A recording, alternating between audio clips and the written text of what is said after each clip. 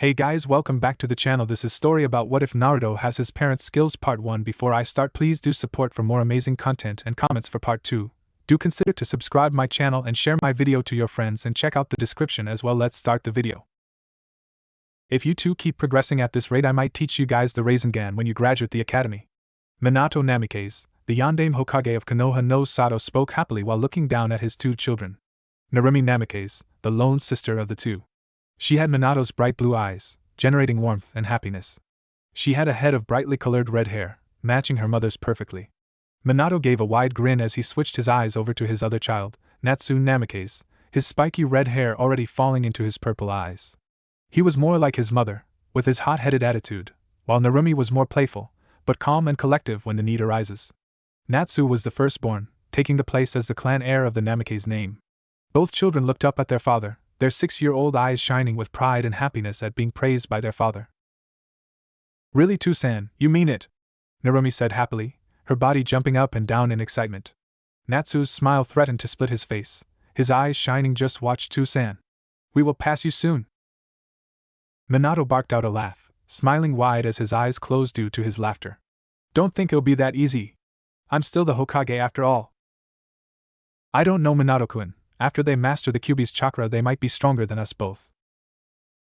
Kushina Namikaze, the wife of Minato, also known by her allies Red Death. She came out into the backyard to see her smiling family. She was filled with joy. They all broke out into laughter again, their hearts filled with happiness. Unknown to them were the sad blue eyes looking down at them from the second-story window. This was Naruto Namikaze, the third-born child of both Minato and Kushina. He had his blonde spiky hair, and with bright cerulean blue eyes. Looking so much like his father.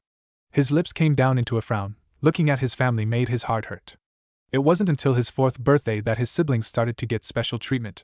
They got extra training, early lessons at the academy, presents for doing just about anything. Naruto wanted nothing more than to join them, to be a part of the family he desperately needed. It was always the same excuse. "Sorry, Naruto, maybe next time." "Don't make a scene, Naruto. You're embarrassing your siblings. They need to learn how to handle the Kyuubi's chakra." "That damn chakra," Naruto thought, his anger getting the better of him. Since birth, Natsu and Narumi were given part of the Kyuubi's chakra that Minato sealed within them, getting split in half and shared between both of them. While Naruto got nothing, only having the regular chakra reserves of a normal Uzumaki, while still a lot, nothing like his siblings. "I guess I'm just not special enough," Naruto whispered, letting it echo in his tiny room. He turned his head away from his family, his heart hurting just from the mere sight of their smiles. He walked over to his window, opening it, allowing a nice cool breeze to flow in. One foot after another he stepped outside, slowly making his way down to his front yard. He gave a small frown back to his house, his eyes started to glisten. He turned away, shoving his hands into his black shorts, and started walking down the streets of Konoha. Shops were flourishing with life, and the streets were very crowded. Laughing and talking echoed down the streets as people walked, in no hurry to get to their destination. Naruto gave a sad sigh. It wasn't the first time that he walked these streets, and it wasn't the first time he got utterly ignored. No one spared him a second glance. Even with his family, he was left to the side, forgotten. While he sometimes enjoyed the alone time, it hurt seeing his siblings get pampered while he got nothing. Sure, they had the Kyuubi's chakra, but there are plenty of famous shinobi that aren't Jinchuriki. I.e. Minato Namikaze, his Two-san. He didn't have an ego, far from it. He just wanted to be seen as the son of the Yondaime, to be acknowledged. Not just a random child walking the streets. Naruto continued his walk with his mood turning more sour by the minute. He finally made it to his favorite spot in the village, Training Ground 99, hidden just next to the Hokage monument past the head of Hashirama Senju, the Shodai Hokage. Naruto walked into the center of the training field. On his left was a small little pond formed from a small little waterfall flowing down from the rocks above. He closed his eyes, adopting a thinking pose, raising his hand up, forming a hand seal. After a few long minutes, a small blue aura surrounded Naruto. It was weak, about the size of an average civilian using chakra. And after a couple seconds it vanished. Naruto gave out a frustrated cry, his hands rummaging through his blonde hair. "Damn it! Why can't I do it?" "You're not letting it flow through your coils, you're just forcing your chakra through." Naruto spun around at the new voice, a small amount of fear creeping up inside him. He looked over, and from a small forest clearing walked out a man. He was wearing a short black shirt with a very wide collar, with black shinobi pants to match. He had bandages going from his feet to his lower legs, with blue sandals.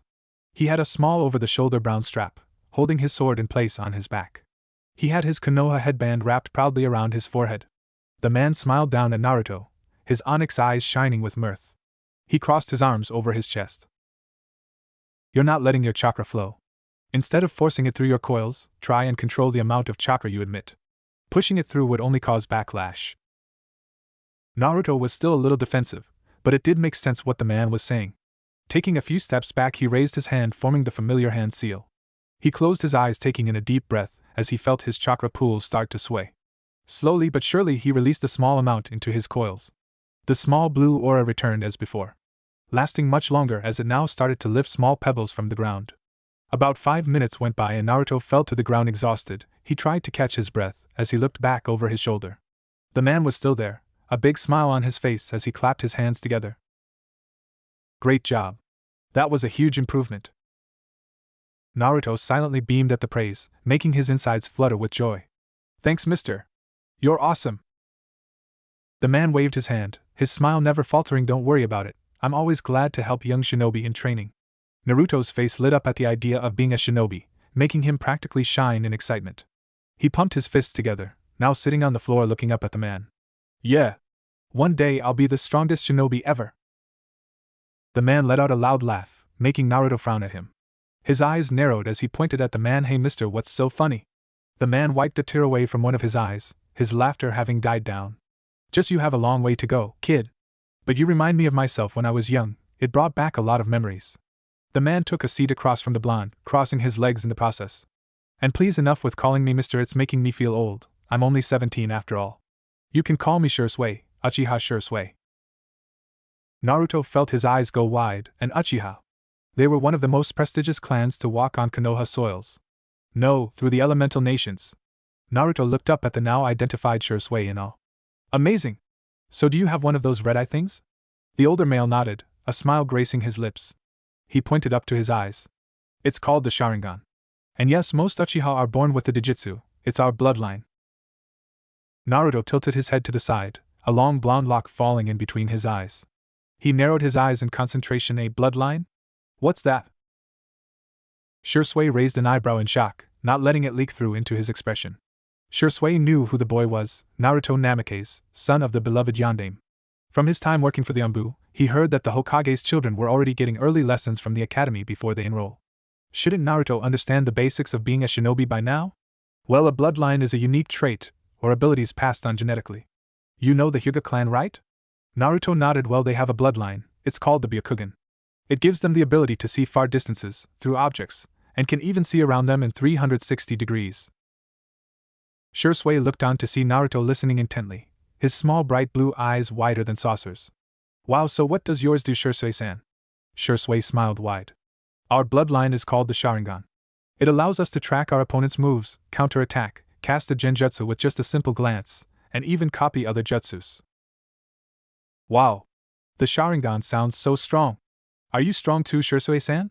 The taller male smiled awkwardly, his free hand rubbing the back of his neck. Well, I would say I'm about an average shinobi.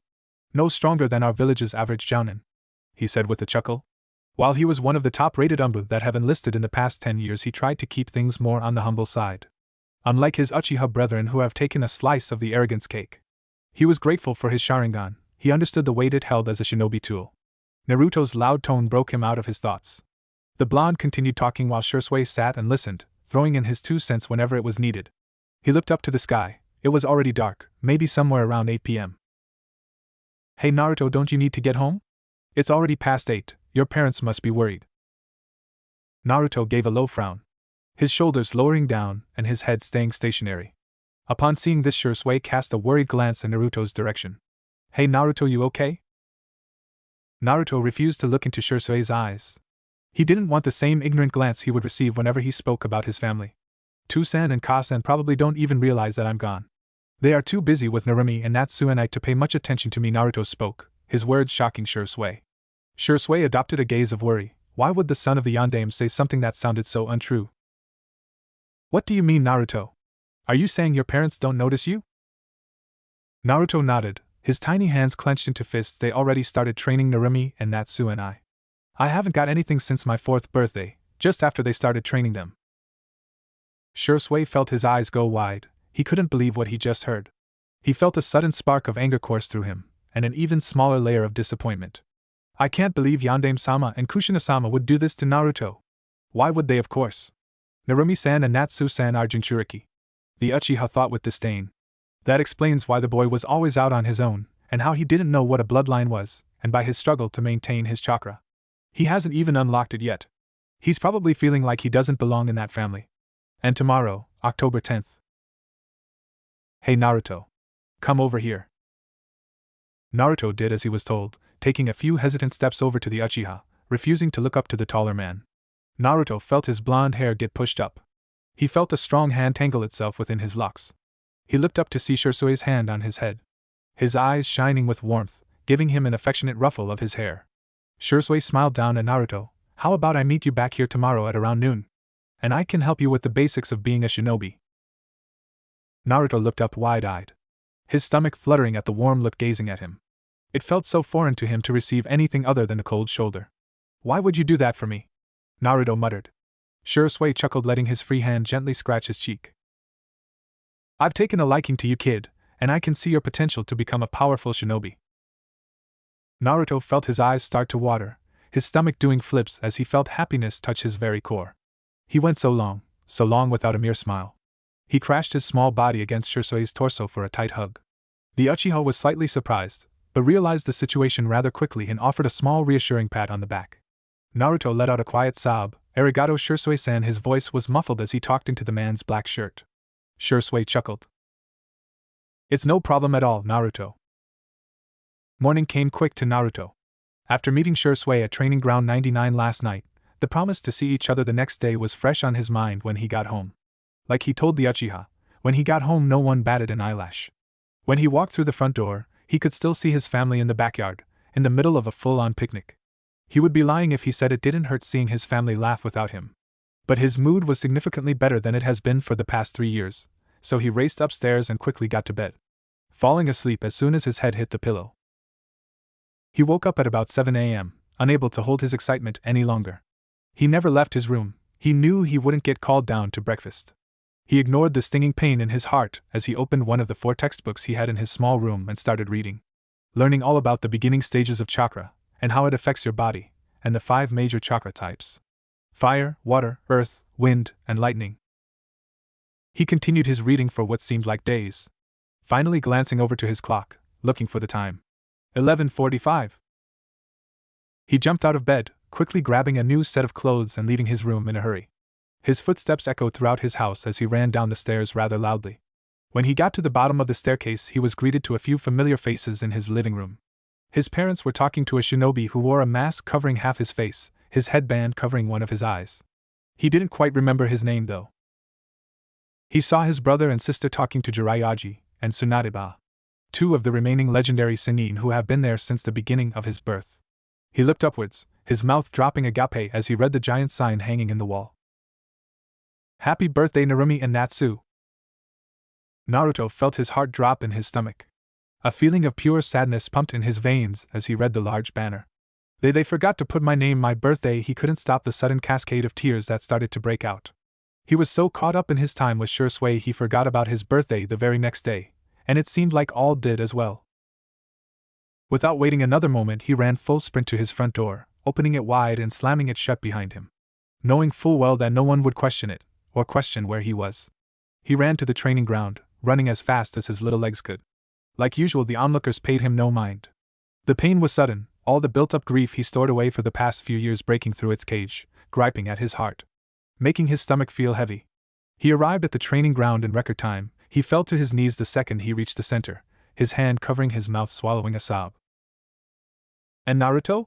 Naruto, are you okay?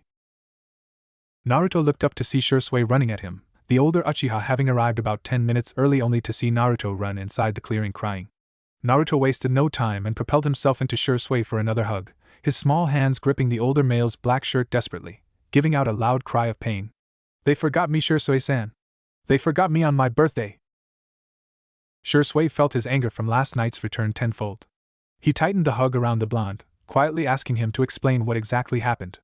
Naruto then sadly told him of his experience, not missing a single detail. His sudden hiccups interrupted his words, but Shui understood everything perfectly.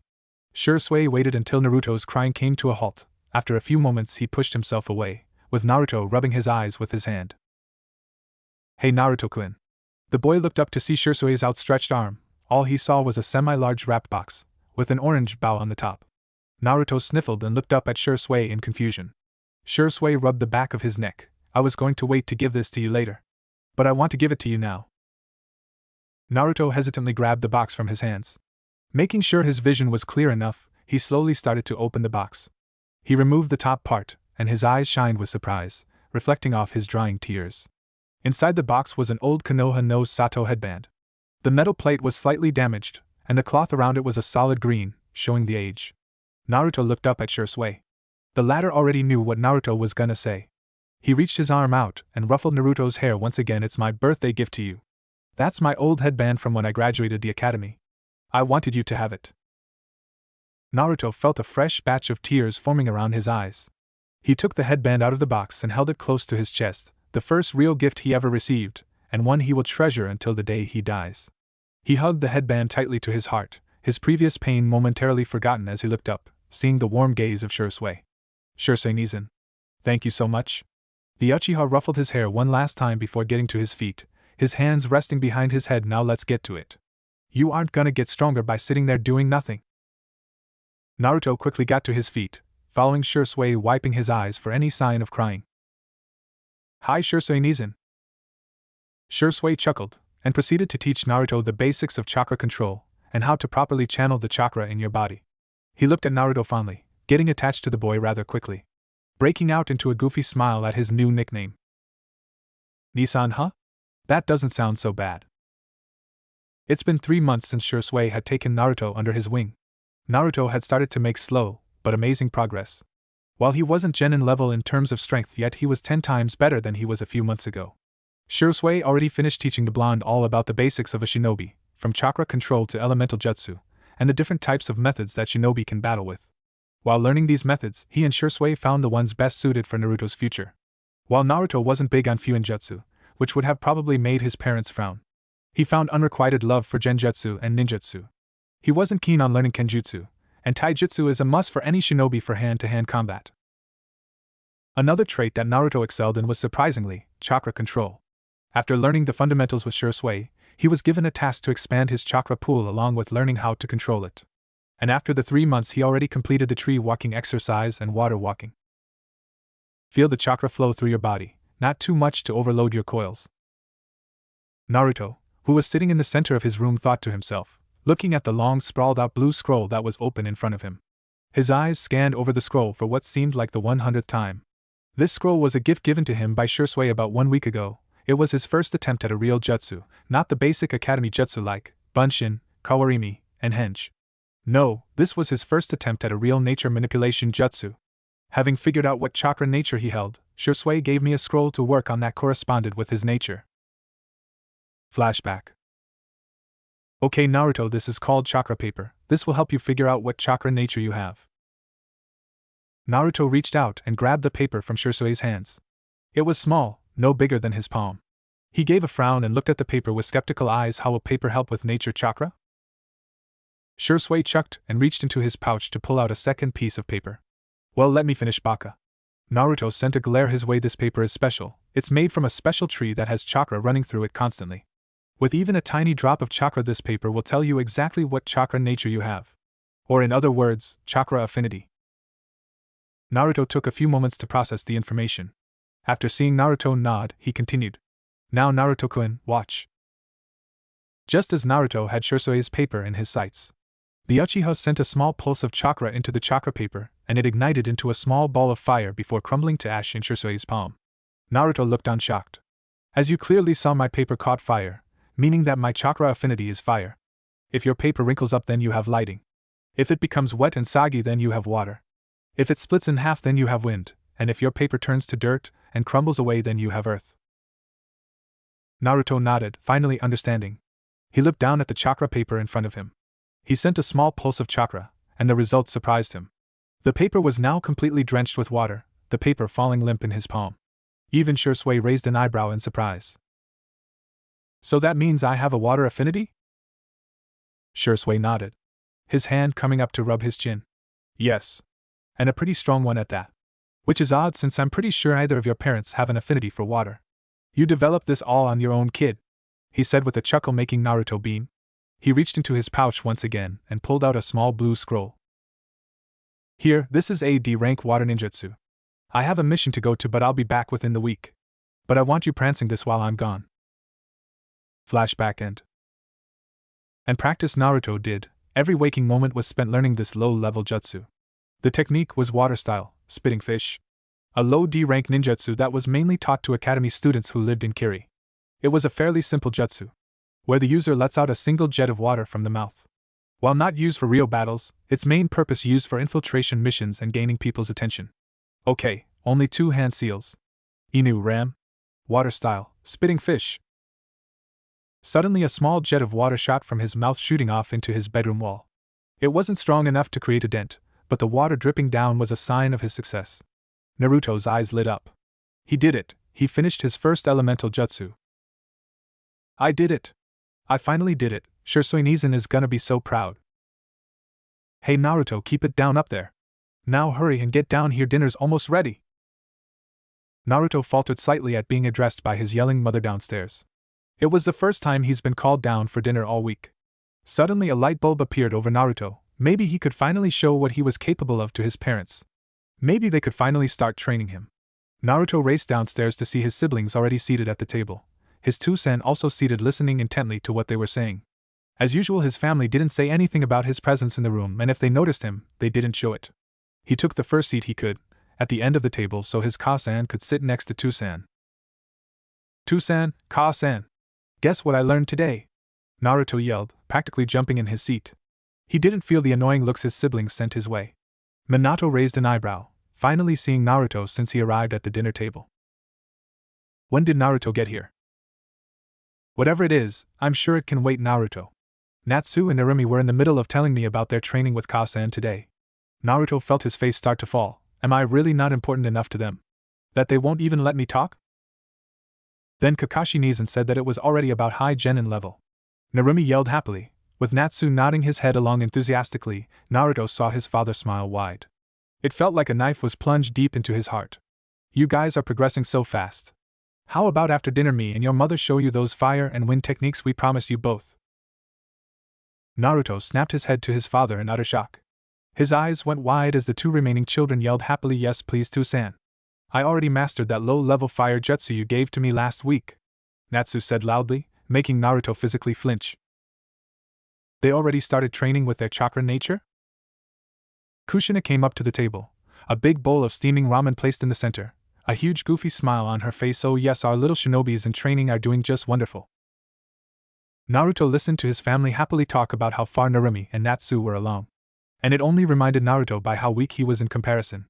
Sure, he had Shursui now, and he's been the happiest he has ever been in the last few months. But seeing this, his family was a constant reminder by how far behind Naruto really was. He was a shadow that the Namikaze family wanted to forget. He clenched his fists under the table, trying hard not to let any tears get by. Unlucky for him, Natsu saw his Ototo's sudden attitude change. While Natsu was slightly curious why his mother and father never really gave Naruto any attention, and always refused the idea of training Naruto whenever he asked, he came to the simple conclusion a long time ago, that he and Narumi were just more special than Naruto. They were the Jinchuriki of the most powerful Bijou. Of course they would need all the attention they could get. An ordinary child doesn't need all the extra help. He felt a smug grin glide across his face, not realizing how the next few moments will drastically affect Naruto. Aw, is my Ototo sad that his siblings are so much stronger than him? Naruto closed his eyes tight, a few tears leaking out. Unknown to him, his mother and father were slightly worried about his sudden shift of attitude. Natsu felt Narumi elbow him in the side, telling him to stop. That didn't deter Natsu. Of course, why would our parents waste time on such a loser like you? Shut up! Naruto yelled, his eyes opening wide as he tried his best to glare at his brother. Each word felt like a dagger slowly slicing him up. He heard his parents try and get Natsu to stop. But nothing stopped his onslaught. That's right, Baka, you're a weak loser that nobody likes. And when I'm the clan heir, I'll make sure you get what you deserve and take you out of the clan. Shut up! Without warning, Naruto's chakra began to fluctuate, his hands moving at academy-level speeds and using the jutsu he learned just an hour ago. Water style, spitting fish. The small jet of water went ahead and shot itself over at Natsu, hitting him right between the eyes. His sudden rant was closed to a halt as he fell backwards, stumbling to keep his balance, bumping into Narumi and taking both down to the ground. Unfortunately, Narumi's leg caught the tablecloth and sent the large oversized pot of ramen to the floor, shattering into 1,000 pieces. Both parents reacted almost instantly, with Minato catching his fallen kids while Kushina grabbed Naruto out of the way of the falling ramen. Minato helped his kids to the floor, making sure they were on their feet before looking back at Naruto. Minato sent a cold glare to his son, hoping it would come off fatherly. How wrong he was. Naruto. I don't know where you learned that, but you never, and I mean never, used jutsu like that out of a spar. You could have seriously injured your brother. Naruto's tear-stricken face morphed into fear. His father's cold eyes looked down at him, while his mother looked over her 2 kids for any damages. Biba T2. No buts. I want you to apologize for attacking your brother like that right now, Minato said, his arm pointing over to Natsu. While Natsu wasn't in any pain, he was shocked to see the use of a water jutsu. He heard his sister mutter how disappointed she was in them both. But he didn't care. He kept his smug grin as he watched his little brother try and apologize to him. Naruto couldn't stop the sudden tears. He was getting yelled at, not the brother who called him useless, weak, and a loser to the clan. He couldn't find his voice. His tongue now felt big in his mouth. All words gone, and now fear and sadness flashed in his eyes as he looked at his father. An angry and disappointed glare looking at the 8-year-old. I'm SS. Minato shook his head, irritated. That's it. Naruto, go to your room. Since you want to apologize, you get no dinner today. I expect an apology to the whole family come breakfast tomorrow morning, Minato said, his eyes narrowing at the blonde. Do I make myself clear? Naruto nodded frantically. Without saying a single word, he ran upstairs and into his small room. The looks of disappointment and anger he received by his family were now etched into his brain forever. He curled up in his messy bed, his tears staining the sheets as he sobbed silently. It wasn't fair. All he wanted was a family to love him.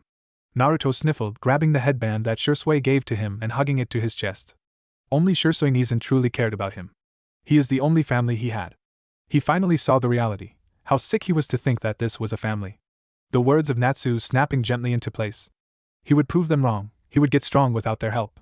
He opened his bloodshot eyes, pushing the headband upwards and wrapping it around his forehead. Pushing back his depression and changing it to determination. He will grow stronger. He has Shisui Nisan and the academy. He didn't need special treatment. He didn't need this so-called family. Using his arm, he wiped away his remaining tears. I'll become strong. I swear it. Time skip 1 year. Water style, water clone jutsu. 2 identical clones made of pure water formed at Naruto's feet. All 3 held kunai as they sprinted off towards Shisui. The lone Uchiha grinned widely as he easily dispatched both clones with a soft kick to the chest. He sidestepped Naruto's attempt to kick his stomach, taking advantage of Naruto's new opening, grabbing the blonde's leg, throwing him over his back. Naruto wasted no time as he performed a quick kawarimi, appearing to Shisui's left side. The Uchiha bent his back backwards, sending a sweet kick under Naruto's leg, making the blonde fall to the floor. Shisui moved his body until he was atop Naruto, arm around his neck in a chokehold. The whole time his goofy grin never left his face, as he watched the blonde struggle under his weight. That was better. You're differently improving, my little turtle. Naruto scowled, his face pressed up against the forest floor, attempting to glare at his sensei. I said stop calling me that. Shisui only smiled as he pushed Naruto deeper into the ground. And honestly, Turtle-chan, a genjutsu on an Uchiha? I've taught you better than that. Naruto's body then sunk into the ground, turning into blades of grass while Shisui used his signature jutsu, the Shunshin technique, or the body flicker. In a sudden flash, he was about 10 feet away, his elbow extended out, seemingly hitting air. Suddenly, Naruto's body appeared from what looked like nowhere and flew across the training ground and impacted with the nearest tree. He spat out a small amount Sylvia, leaving a pretty decent-sized dent in the tree. Naruto gave an audible groan. His arm coming up to rub his chest, his ribs felt like crap. He looked up to see his sensei kneeling down at him, his arms resting on his knees as he grinned at Naruto. I'm proud that you managed to get that genjutsu down so fast. Naruto gave a silly grin. In the past years since the sudden falling out of his family, he had been spending more and more time with Shisui. The young Lumbu managed to take some time off of his shinobi duties to help train Naruto, and while he was more experienced than the highest academy student, he was only slightly a genin level shinobi. It wasn't too bad. The only real issue was understanding how the jutsu worked. He spoke as he rubbed the back of his neck. A mannerism he picked up by hanging around with Shursui. The hidden person genjutsu, mainly used for assassination missions. It was a C-rank genjutsu that focused more on the fundamentals of genjutsu itself. It wasn't just how good your chakra control was, it was understanding how the cerebral nervous system works in order to manipulate your opponent's 5 major senses. Any shinobi could perform genjutsu, it was how precise your chakra control was to really make the illusion convincing. Shursui gave a nod of his head, watching Naruto get to his feet.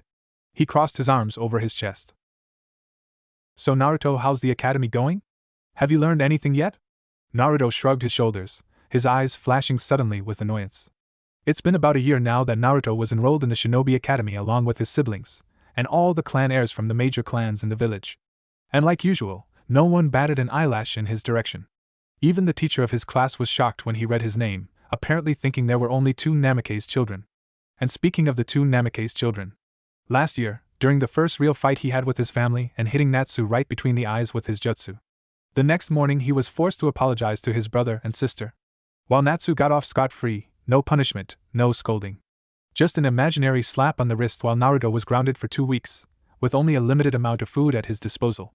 He wasn't allowed to go out to eat with them, not like they would have noticed anyway, or go shopping. I haven't learned anything at all. All we have been doing is stupid leaning exercises. Stuff we all already know about. Naruto huffed angrily as he crossed his arms over his chest, earning a laugh from Shursui. The Uchiha looked down at Naruto, a grin appearing on his face as he rough-felled the blonde's hair. Naruto pouted up at Shursui. I know that the academy is super boring right now, but they do teach you the basics of being a shinobi. Naruto scoffed at that. Forcefully removing Shursui's hand from his hair. You already taught me the basics.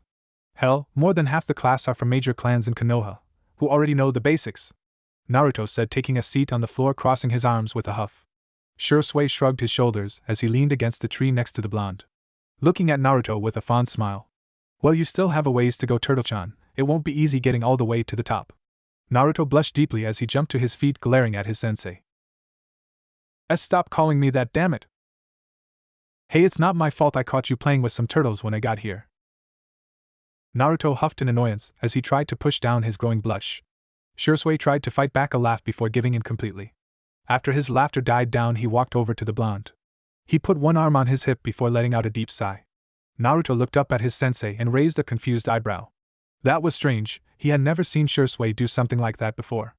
Naruto started to feel uncomfortable at the sudden silence. He shifted in his seat before he opted to ask Shursui what he was doing. Before he could speak, Naruto jumped as Shursui suddenly snapped his fingers. That's it. What's it? Shursui chuckled as a large goofy grin spread across his face. Naruto suddenly felt a chill sneak its way to his spine. Whatever his sensei had come to realize would not be a pleasant one. So Naruto, Shiri said, gaining the blonde's attention. Naruto gulped, suddenly feeling sick to his stomach. He looked around, making sure no one else was here before kneeling down and looked at Naruto deep in the eyes. If he noticed the sweat started to beat down Naruto's face, he didn't mention it. Shursui hummed as he flicked Naruto on the forehead, rather hard I may add. Naruto gave a cry of surprise, rubbing his now sore forehead before looking up and glaring at his sensei. His face beat red from embarrassment. Before he could yell at the older man, he saw a pretty good-sized scroll in his hands, thrusting it towards Naruto. Naruto had to lean back a bit to get a better look as it was a little too close. Naruto frowned in confusion as he grabbed the scroll from Shursui. Shursui Nizan, what is this? He said before placing the scroll on the floor and unraveling it. Shursui laughed before taking a seat across the blonde. Well, I've been trying to think about the perfect thing to finally boost your training into overdrive. And this, he said, pointing at the scroll, is what I have come up with. He finished, and Naruto nodded his head in excitement. Once he opened the scroll fully, he placed his hand on the little sealing array in front of him, channeling a small amount of chakra into it. A sudden poof went off, and Naruto swung his hand in the arm, trying to rid the smoke that obscured his vision. After the smoke cleared, he finally was able to see what was inside. Naruto raised an eyebrow in confusion, looking between Shursui and the revealed items. I don't understand. They look like big magnets. Naruto deadpanned, making Shiri break out into a fit of laughter. Naruto frowned in confusion, he didn't know what was so funny. After Shursui regained his composure, he held up one of the magnets, as Naruto called them, and told the boy to stand up. Naruto did as he was told, and Shursui went behind Naruto and began to tie the magnet around his legs. No, Baka, these are training weights.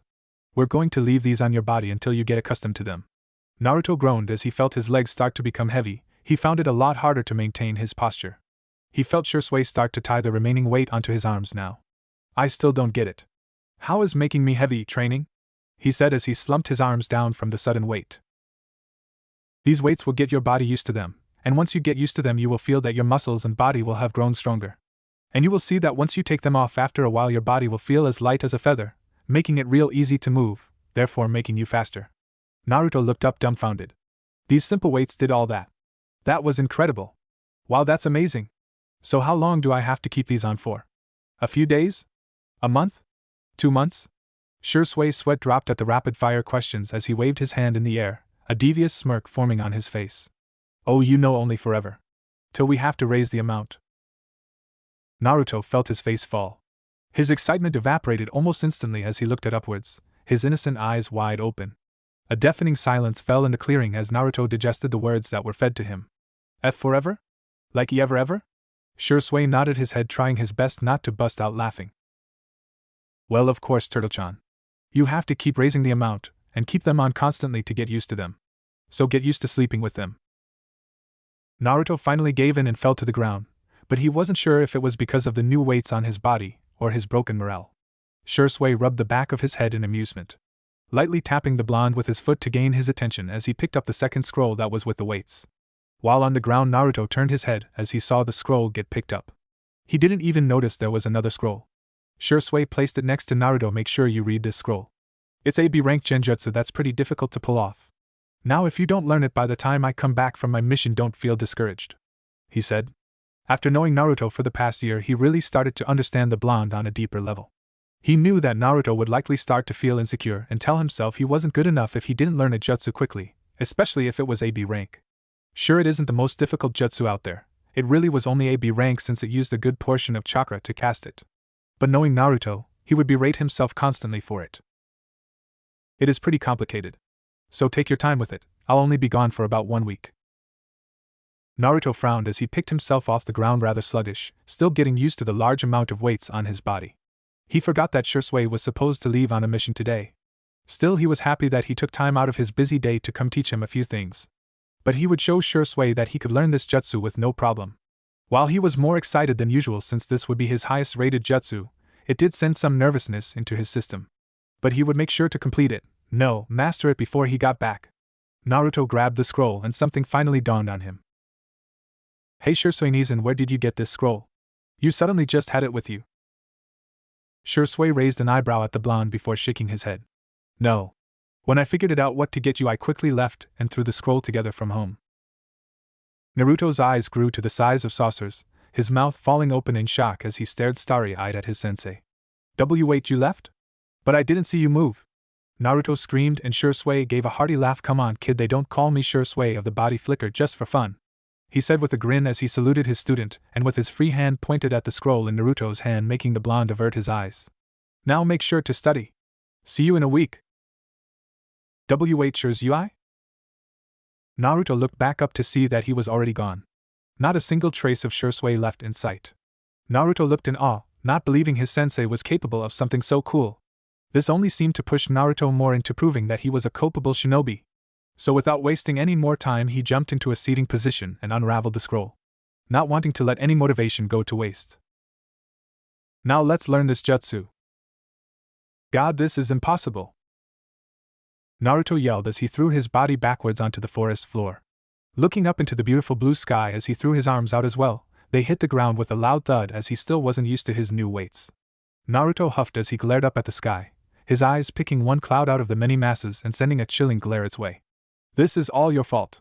This is supposed to be an easy genjutsu to learn. Why can't you just work with me? He screamed at the cloud. His anger started to get the better as he yelled empty threats at the large mass of water vapor. It has been 5 days since Shiryu left on his mission, and Naruto made basically zero progress on the jutsu. He clenched his fist in irritation. He managed to get the water clone jutsu down in 1 day. And the hidden person technique barely took him 2 days. He huffed in annoyance as he grabbed his hair in annoyance. Ga stupid-ass genjutsu, he said before sitting up. He pouted as he read the scroll for what felt like the millionth time. Perfect rainfall. An illusion which changes the atmosphere into sudden acid rainfall that burns one's skin if touched. Must use a good amount of chakra in order to perform this technique, kneading enough to trick the sense of one's body. After glazing over the scroll one last time, he crossed his legs and performed the necessary hand seals. He channeled his chakra through his body, feeling it seamlessly pass through his coils. With one last sudden pulse, he broke the hand seal, his face scrunching in concentration. He slowly opened his eyes as he glanced to the sky. The sky was now a dark gray in color, dark clouds overtook the setting sun, shadowing it from view. Then he felt something wet fall onto his arm. One by one more droplets started to fall from the sky, soaking him from the sudden torrent of rainfall. Ignoring the rain, he looked back upwards to the same cloud he screamed at earlier, his face getting drenched as he scowled deeply. "Now you're just taunting me, you asshole." He picked up his scroll, raveling it back up before quickly making his way over to a small clearing he knew was near the training ground. It was some ways away, closer to training ground 13, but it would be the perfect spot to shelter himself from the rain for now. Pushing a bush out of his way, he stumbled into the clearing. There was a large open area with large trees outlining it. It had overtaken the area, growing high enough that the bark and leaves from the trees made it so rain could not fall onto this area. Only a small amount of light shone through the leaves, making the surroundings super dim. Naruto stopped his trek as he heard a kunai wince by, his eyes growing wide as he followed the sound, only to see the weapon embed itself into a poorly made target on one of the trees. Looking back into the clearing, noticing a vague silhouette in the center. Letting his eyes adjust to the lighting, he was able to make out the Chunin uniform the person was wearing, along with a head of unkempt onyx hair. He saw her open her eyes, silently transfixed, as bright ruby irises caught his attention. She abruptly jumped to her feet, kicking upwards. Her bright red pants captured his attention, not noticing her reach into the pouch on her waist and sending 3 more kunai into their designated targets. Jumping in the air with a flip, her legs extended out, smashing a target to pieces before spinning a kunai into her free hand. Using the blade, she stuck it into the ground, gripping the hilt, and spun herself around, propelling herself back up into the air for extra momentum. Naruto watched in awe as he witnessed the woman train. He couldn't believe his eyes. He had never seen anything like this before. And before he knew, he had to shield his eyes as the clearing erupted brightly. A large fireball exploded into the clearing, lighting up the area. She sent another one in the sky, using the force to propel herself back down towards the ground.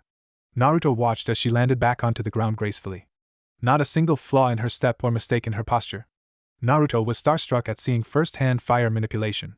Shursui never used jutsu when they spared or showed off any of his skills other than taijutsu. So seeing real jutsu from somebody else was awesome. Before Naruto could expel his excitement, he felt something sharp go against his neck. He froze as he glanced down to see a kunai pressed up against his neck. Fear started to leak through him as he noticed the girl he was previously watching was now nowhere to be seen, and the scorch marks that were left behind from the fire jutsu also vanished. Trying to calm down his increasing heartbeat, he looked behind him to see the precising red eyes of the girl he was just observing. He felt the kunai press deeper into his neck as panic spread. "Who are you and why are you watching me? You some sort of perv?" Naruto shook his head, sacred beyond belief, and no. "I was just passing tea through WW when I saw you. I swear," he said frantically. The woman hummed and thought as she finally got a good look at the person she held captive. He was young, much younger than she would have thought from his presence. She sensed him the moment he got in the clearing and waited to see if he was gonna reveal himself or not. When he didn't, she decided to act first. After all, it's not the first time someone was spying on her. And he didn't seem like the pervy type. After all, he looked like a normal academy student.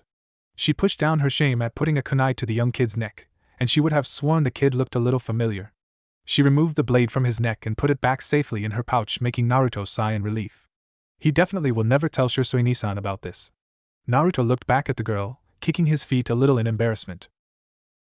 "I'm sorry, miss. I was training and it started to rain, so I decided to come here.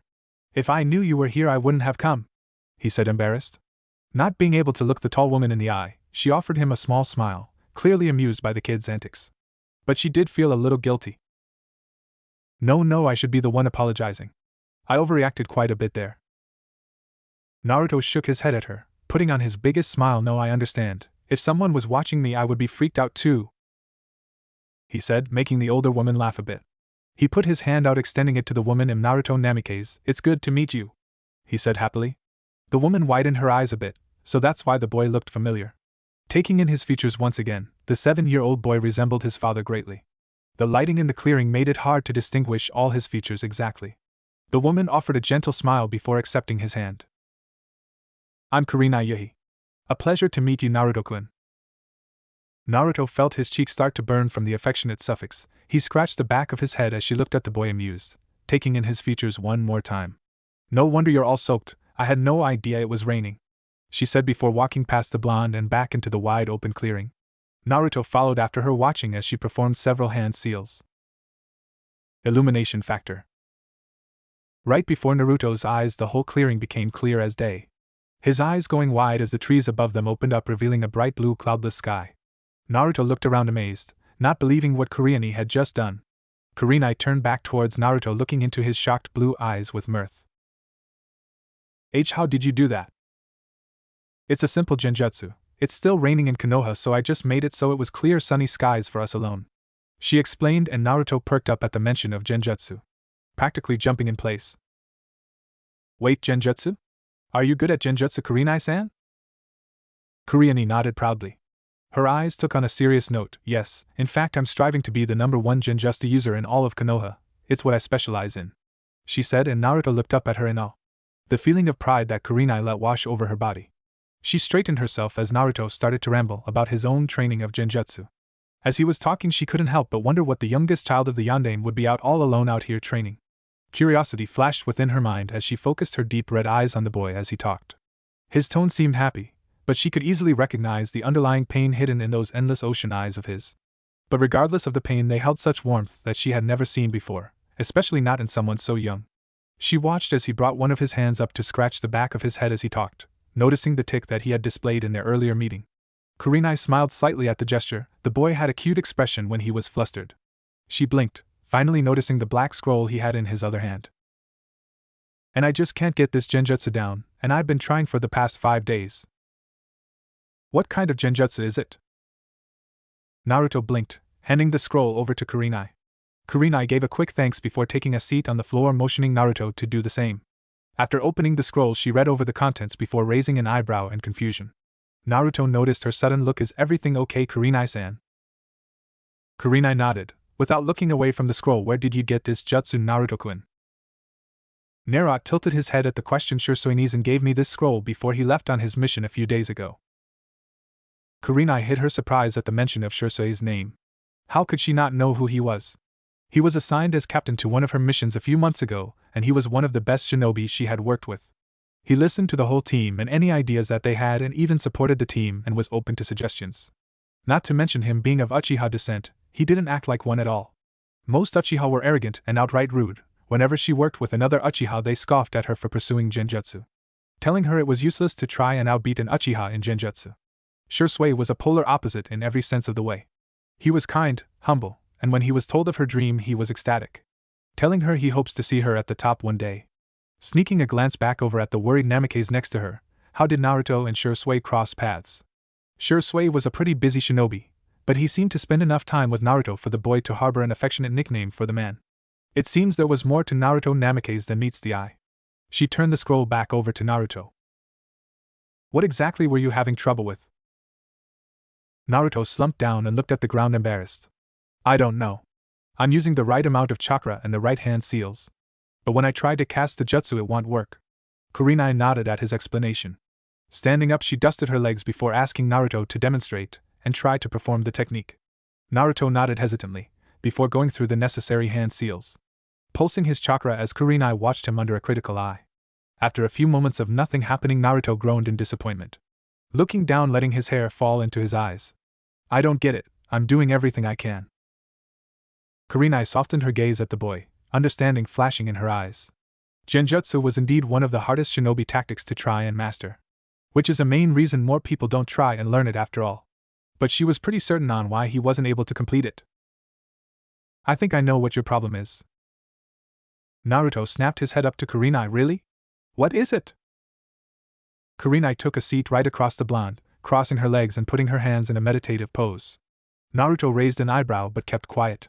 Genjutsu is essentially the control of one's cerebral nervous system by taking control of all 5 of their senses. We are altering their sensory ability to create false imagery that they believe is real. While in theory it makes sense, it is much more than that, she said, stopping for a moment to make sure that he was still paying attention. But what most people don't understand that in order to appropriately make a genjutsu convincing is the one's understanding of themselves. What do you mean? Insecurities plague all of our minds on the daily. It dwells deep in our minds, refusing to leave, fermenting into depression and fear. By understanding these problems, and coming to terms with who you are as a person, as a shinobi, letting go and accepting will allow your mind to open up clearly. Now, Naruto, what is plaguing your mind?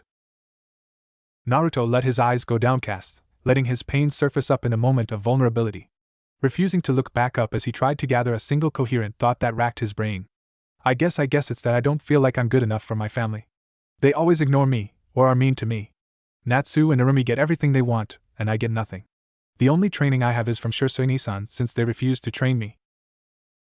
Kuriani fought back the urge to gasp as Naruto continued to talk, not believing what she was hearing. Her views on the yondaime changed by the second, as she looked at the boy with newfound sadness. Her own eyes falling downcast. It's always the same excuse, since Natsu and Narumi are Jinchuriki, they need the extra training and early lessons. They even forget me on my birthday, he trailed off, his voice sound no louder than a whisper. Shocking Kurenai, he raised his head up to look at her, offering her a smile. A smile that was weighed to bittersweet for her liking. But I'm happy. I have Shursui-Nisan, and now I have you, Kurenai-san, he said, his eyes closing, hiding his tears as his smile grew. Kuriani pushed her own tears back, looking at the person she couldn't believe was only 7 years old. She returned the smile, although a bit forced. Try and let go of your fears, Naruto-kun. I know it will be hard, and there is no rush, so take it at your own pace. Then Genjutsu will be there for you. Naruto wiped the remaining tears away from his eyes as he looked at Kurenai once more. He nodded his head. She couldn't help but let a single tear fall down her cheek, reaching her hand out to affectionately rub the tears away from his face. Thank you, Kurenai-san. Time skip 1 year, age 8. Naruto was pleased to see that his training was coming together rather nicely. His body was 10x stronger than it was last year, and he could easily say he was almost a genin-level shinobi before graduating. Though it's been 2 years since he started training with Shursui, he could feel that he was improving. And after his fateful meeting with Kurenai in the forest all those months ago, he was able to finally complete the genjutsu with her help, before parting ways. Kurenai has been more and more busy as time went on since she was currently undergoing heavy training herself for the Jounin exams. Not able to dedicate her time to anything else. Naruto had also increased the weights on his body about 20 pounds. His body started to get accustomed to them, which he concealed under his clothes. When he wasn't training with Shursui, he would usually return to the forest for extra muscle training and ninjutsu. From 9 a.m. to 12 p.m. he would run laps around Konoha. From 12:30 p.m. to 5 p.m. he would practice whichever jutsu Shursui had given him. Then 5:30 p.m. to 10 p.m. would be spent with physical training till his body collapsed. It was an effective schedule since he had only 2 days a week for himself. Shursui occupied his time Monday through Friday. So Saturday and Sunday were his only days to himself. Still, he wasn't completely happy at his training progress, as he would have liked to master the techniques he had learned. His goal was to master a technique until he could perform a jutsu without weaving hand seals. So far he was only able to the basic Academy 3 jutsu without hand seals. The Bushin, Kawarimi, and the Henge, since they were only E rank, they were pretty easy to master. His genjutsu was improving at a rapid rate. After he opened up to Kurenai at the forest, he felt like a burden had been lifted off his shoulders. He felt more free, not held back anymore. His anger and sadness for his family, while still there, was a lot less than it was before. Going home still hurt a lot since he had to see and hear the progress that his brother and sister were making while he went to his room unnoticed. He still wasn't sure if he would say he had come to terms with his family's neglect, but having some people who truly cared for him, it made it much easier. It was nice waking up knowing that there were people who are there for you. I'm always shocked by how much you can eat, Naruto, Shursui said as he placed his head in his hands, watching Naruto inhale his 9th bowl of ramen with a mixture of pride and disgust. He looked down at his own empty bowl, silently wondering if he could eat just as much as Naruto. I can't teach it just can't. Shui scoffed at Naruto before flicking his favorite blonde on the forehead with a chuckle. Swallow before you talk, baka. Naruto nodded before swallowing the remaining food in his mouth, letting out a satisfying sigh as he did so. Patting his stomach happily, thanks for the ramen, Izan. That really hit the spot. Shursui nodded his head before ruffling Naruto's hair with a smile. Naruto didn't have the energy to stop the older man, instead he leaned into the touch with a grin of his own. Don't thank me, thank Tuchi-san here for making the best ramen in Konoha, he said, pointing a thumb over to the elderly gentleman behind the counter as he placed another steaming bowl on miso ramen in front of Naruto. The blonde's eyes lit up as the now identified Tuchi gave a hearty laugh. Not just the best ramen in Konoha, the best ramen in the entire elemental nations. Amen! Naruto yelled, making the three of them burst out laughing, the mood in the store practically glowing with positive energy. like it usually did when Naruto and Shisui stopped for a late lunch or even dinner. After the laughter died down, Shisui turned his attention back to Tucci. So Tucci-san, where's I-am-san? Finally decided not to work her to the bone, he said with a sly smirk, making the elder wave his hand in defense with a laugh. She's the one who insisted on working here after all, not me. But I gave her the week off since she's been working so damn much, he said, making Shisui nod, glad to hear that she was okay. Tucci snuck a glance back over at Naruto before offering Shi a look of pity. Hey, I know about Naruto-kun's insane eating habits. How about only paying for the first few bowls? The rest would be on the house. Shisui gave the man a compassionate smile before shaking his head, refusing the offer. Sorry, but no can do, Tucci-san. I got paid pretty well for my last mission, and it's the least I can do for the kid, he said, making Techi hesitantly nod, hoping the Uchiha wasn't going broke over the blonde boy. Shisui turned his attention back over to Naruto, his smile slowly falling off his face as his look turned melancholic. Is this all I can do for you, Naruto-kun? He thought to himself as he continued to watch the blonde devour his bowl. His mind traveled back to only a few hours ago, before he met up with Naruto. Flashback. But Fugaku-sama. My decision is final, Shisui. The voice belonged to none other than Fugaku Uchiha, the current clan head of the Uchiha clan. The one person that Shisui hated more than anything right now. Shisui clenched his hands, his Sharingan active and spinning widely. Shisui, you are one of the most gifted Uchiha the clan has ever produced. You shouldn't be wasting your time and potential on this village. Fugaku spoke, his voice laced with venom. The mere thought of Konoha causing his blood to boil. You should be proud, knowing full well that the Uchiha name will soon be restored to its former glory. Fugaku said before walking in front of Shisui and placing a hand onto the younger boy's shoulder. She had to fight back the reaction to snarl at the elder. Fugaku forced eye contact, his own Sharingan spinning in his socket. This is a wonderful opportunity for the clan, Shisui. We will get back what was rightfully ours. He spoke, his voice darker than ever. His very breath stunk of malice. Shisui shook his head at the clan head, and a coup d'etat against the village is the way to do the. A loud smack echoed within the room. Shirsui's eyes went blank as Fugaku sneered to his underling. His arm outstretched as his palm connected to Shirsui's cheek, wiping it across his face. Don't you dare talk back to me, boy. Know your place within these chamber walls and do as told. You're dismissed, he said, feeling no remorse for what he has done. Shisui schooled his emotions, putting up a stoic expression as he turned his back to Fugaku, turning his head to meet the elder one last time in the eye. It's you guys that have destroyed the Uchiha name, not Konoha. Then if I may ask, Fugaku-sama, when is the coup d'etat taking place? Fugaku smiled, happy to hear that Shisui had finally started to see reason. Not that he had much of a choice in the matter, the whole clan was already preparing for the takeover. In 2 days' time. At midnight. He said, taking a seat, balling his hand into a fist and resting his head, narrowing his eyes. Do I make myself clear, Shisui? Crystal, Fugaku-sama. This is quite an honor, Shisui. Remember where your allegiance lies. End flashback. Shisui clenched his fists tightly just thinking about Fugaku. Scowling as he looked down at the ground, hoping his sudden attitude change went unnoticed by Naruto. Almost every day he had tried to talk reason on Fugaku, then they didn't need to do a coup d'etat. That there were so many more possibilities that would be better. But he didn't listen, he never listened to reason. He kept saying it was in the best interest for the clan. That they needed to do this in order to be on top like they deserved. For years now the Uchiha clan was on thin ice with the Konoha Council. They were the prime suspects of the Kyuubi no Kitsune's sudden appearance in the center of Konoha all those years ago. Being stated that multiple cases have been showing up giving evidence that the Kyuubi did in fact show signs of the Sharingan, potentially showing the use of an ocular genjutsu while attacking. The Uchiha was forced to give up 35% of all their clan compounds as well as the official closing of the Uchiha military police. Not only that, but they were now getting taxed heavily, about 9% more than the Hyuga clan. While Shisui did feel targeted, since he was a holder of the Uchiha name, he was slightly appreciative that the clan was starting to get put in check. They had become too arrogant and self-centered. The once beloved clan was slowly losing its respectable name.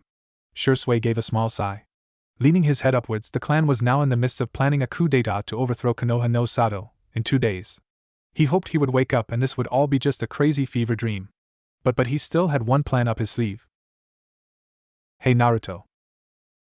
Naruto looked up to his knees and tilted his head, ramen noodles hanging from his mouth with his chin covered in broth. Despite the internal battle Shisui was forced to fight in, he couldn't help but smile at his student. He couldn't help it. Standing up from his seat, he threw a hefty amount of bills on the counter, enough to cover the entire bill plus some more, thanking Tucci for the meal. Come with me.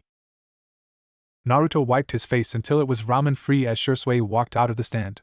The blonde placed his half-empty ramen door on the counter and quickly left to catch up to his sensei. Naruto was starting to get more and more nervous the longer they walked in silence. In the past 2 years Naruto had never seen Shursui look so serious. It was starting to worry Naruto greatly, but he opted to stay silent until they reached wherever they were going. If it was as serious as it seemed, then he really didn't want to make things worse. Shursui glanced back over at Naruto as they finally reached their destination at Training Ground 7.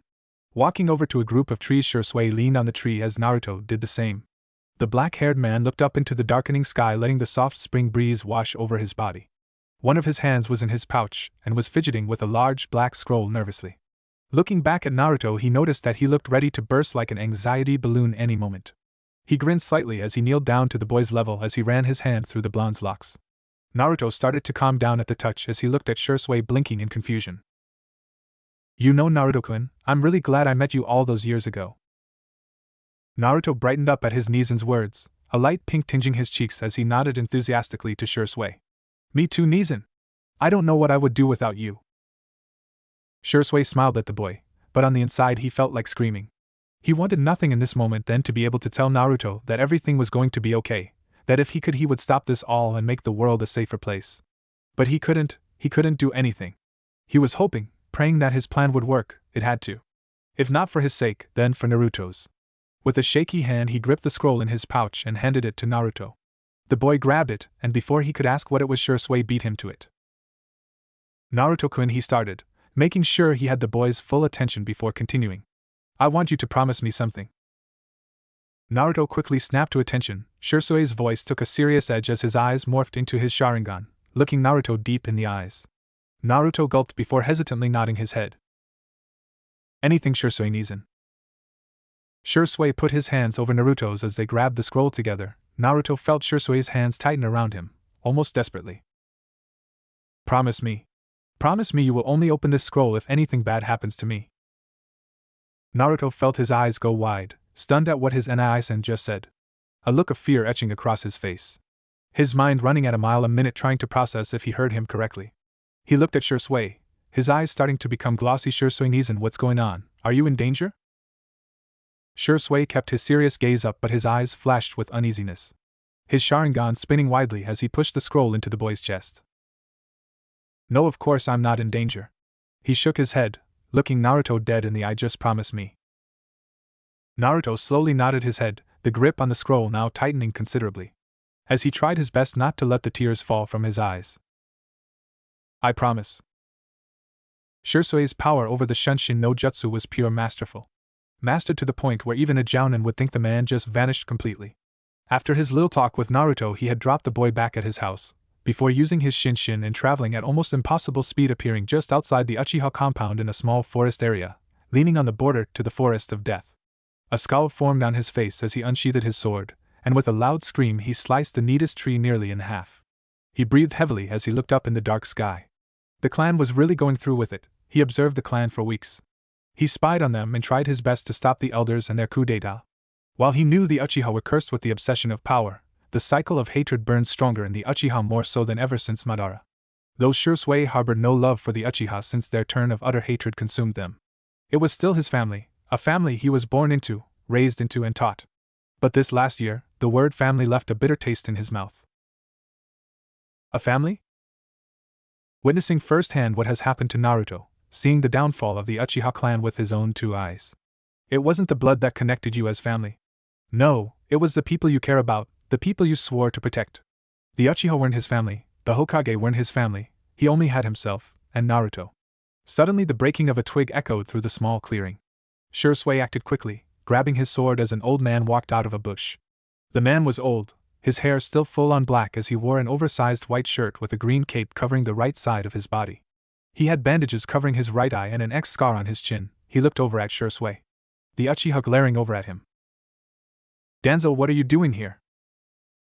The now identified Danzo said nothing. He continued his walk until they were about 20 feet apart. The elder, having his eyes closed, fully aware he was facing off against an Uchiha, especially Shursui. Danzo gave out a soft hum before shaking his head slowly. "It seems you have failed to negotiate with Fugaku-sama about stopping the coup d'etat. Am I correct?" Shui scowled as he tightened his grip around his sword, clicking his tongue in irritation. No. I have one more day and I have a plan to stop this. Danzo hummed to himself as he scratched his chin, his voice eerily calm as he spoke. The mission was quite simple, Shui-san. You are the key to stopping the coup d'etat, Danzo said, taking a moment to collect his thoughts.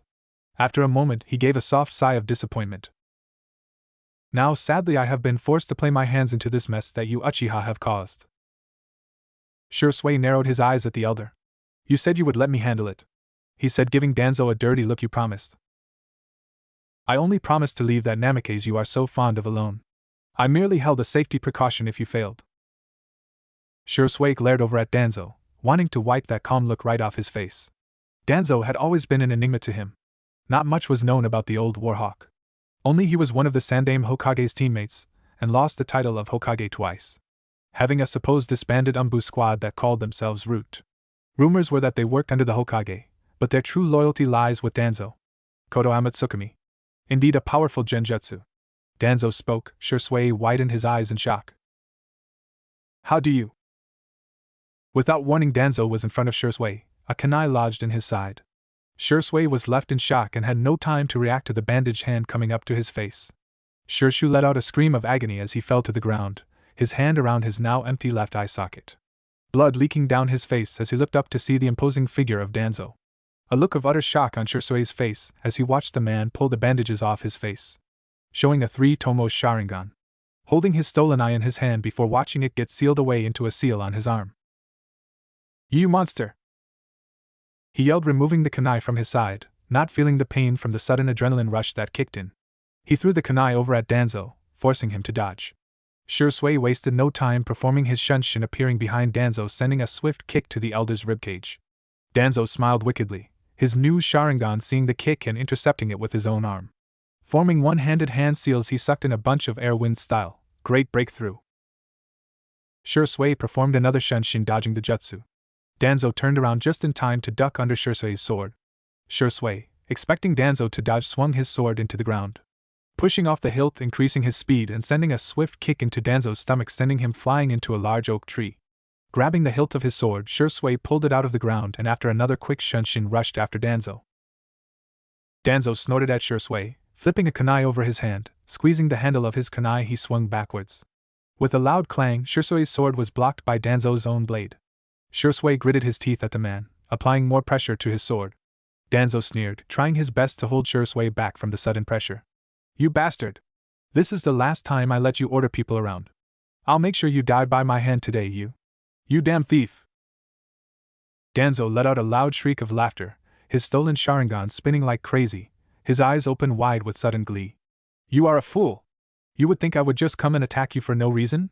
Shui gritted his teeth in disgust of the man, suddenly knocking the kunai out of his hand and bringing the sword down, slicing Danzo's right arm. Danzo gave no indication of being hurt, only a huge smile, his bandaged hand coming up and grabbing the sword by the blade. Shui looked over at Danzo in shock. This guy is fucking crazy. You still think you are the only one I gave a mission to, Baka? Your whole talk with Fugaku, with so many guards around. I knew you would have failed, that's why right now, he said, forcing the blade out of his arm. No blood leaked from his hand as Shui widened his now lone Sharingan eye in anger. Appalled by Danzo's sudden hysteria, Danzo motioned Shui to look up, only to see a large pillar of smoke coming from the Uchiha compound. Shui almost lost the grip on his sword, a sudden burst of shock entering his veins as Danzo released a displeasing cackle of laughter. Danzo nimbly ducked under the boy's arm before jumping across the clearing, his hand coming up to hide his face, only showing the shape of his Sharingan. Mission details: Uchiha Itachi, slaughter the Uchiha clan starting at 11 p.m. No survivors. Effectively stopping the coup d'etat. His laughing getting louder and louder until it was borderline maniacal. Shui felt his anger grow into pure, deep animosity, his fists going tight as he looked over at Danzo in utter hatred. Shui charged, both unaware of the thumping of footsteps running their way. Danzo smiled, his cracked expression wide with glee as he aimed a kunai at the Uchiha's heart. I'll fucking kill you! Shui Nizan! Shui suddenly faltered, his sudden anger turning into fear as he watched a familiar blonde boy race over to him. Shui suddenly lost his footing, the pain that he got inflicted on him at the beginning now started to resurface. He tumbled forward, watching the kunai come down at him. As Naruto finally reached him. Nizan! All there that was seen was blood. Naruto fell to the ground. A loud death-screeching scream came from the boy's mouth as he held both hands up to his face, his body pulsating rapidly. Blood leaked down Naruto's hands as he gave a loud cry of pain. Shursui raced over to the downed blonde, grabbing his shoulders as a few tears leaked from the Uchiha's lone eye. Naruto! Naruto, are you okay? Naruto couldn't even shake his head, the pain was excruciating, his eye was on fire. The blonde's tears mixing with blood making it burn even more. It hurts so much. Naruto cried. Nizen, please make it stop. Please.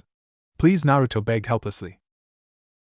Shursui felt his heart shatter, all thoughts about the Uchiha gone from his mind. Now only occupied with Naruto's safety. Shursui gently grabbed Naruto's hands and slowly moved them away from his face.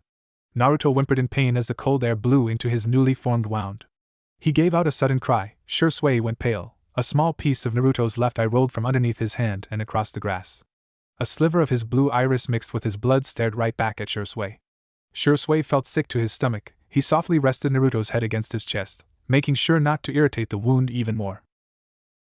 Shursui heard the soft footsteps behind him and turned his head to see Danzo looking at him.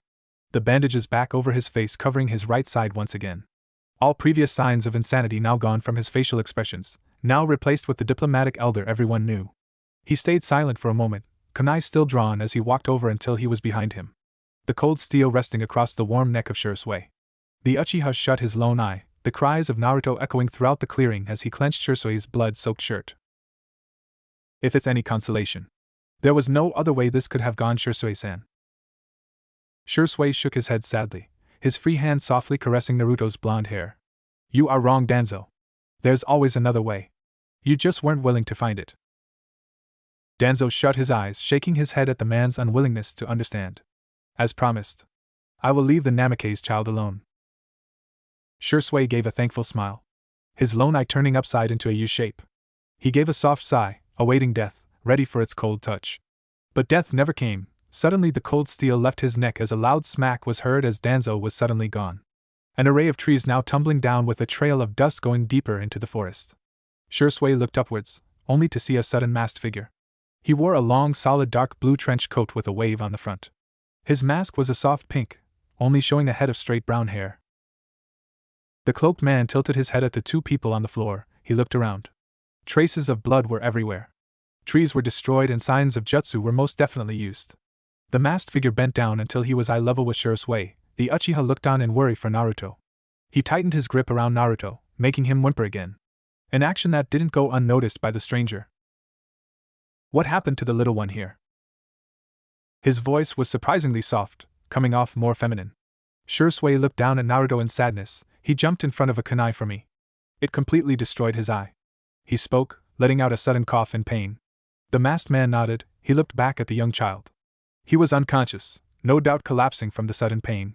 He pushed his mask to the side, showing a lovely shade of pastel pink eyes catching Shursui's attention. It seems you care very much for this Namake's child. Shursui stiffened, but was held back by the masked man waving his hand. Don't worry, it doesn't matter to me where he came from. The man spoke silently, putting Shursui at ease. The Uchiha let out another cough as the pink-eyed man reached into his pouch, pulling out a small-sized urn. He placed it on the floor and looked back at the Uchiha. He motioned for Shursui to lay the boy down. After a few moments of Shursui not complying, the man sighed. I'm merely gonna heal him as best I can. Shursui reluctantly agreed, laying Naruto flat on his back. The masked man lifted the boy's shirt up, slowly grabbing some ink and writing on Naruto's stomach. Shursui questioned the man in between coughs about the man's method, and he looked at him. It's a seal array. Shursui raised an eyebrow, but stayed silent. The man grabbed the urn and motioned Shursui to put his hands out and grab on. The man whispered to Shursui, making his eye go wide. His lone onyx eye looking at the man in utter shock. But how do you? It's the group I am in. Adarashi. A group formed to fight back against the Akatsuki. That is why, he said, pointing at the urn now resting in Shursui's hand. I have that. Shursui silently nodded his head, not quite understanding the whole situation. He looked back at the prone figure of Naruto. His left eye entirely gone as the blood finally dried around his eye socket. His body felt weak. He knew he wouldn't survive this. He already lost more blood than he should have. Only staying alive for Naruto's sake. Even so, he felt a content smile on his face. He pulled his free hand upwards and around his remaining eye. The masked man watched in silent surprise. With a sudden grunt and a wet crunching noise, Shursui held out his now closed palm to the cloaked man, the small smile never leaving his face. If you wouldn't mind, please replace his eye with mine. It will be my last gift to him. The man stared at the Uchiha. He's never met an Uchiha that would willingly give his Sharingan to someone. He gave a hum and thought, coming to Konoha was a good idea after all. Of course.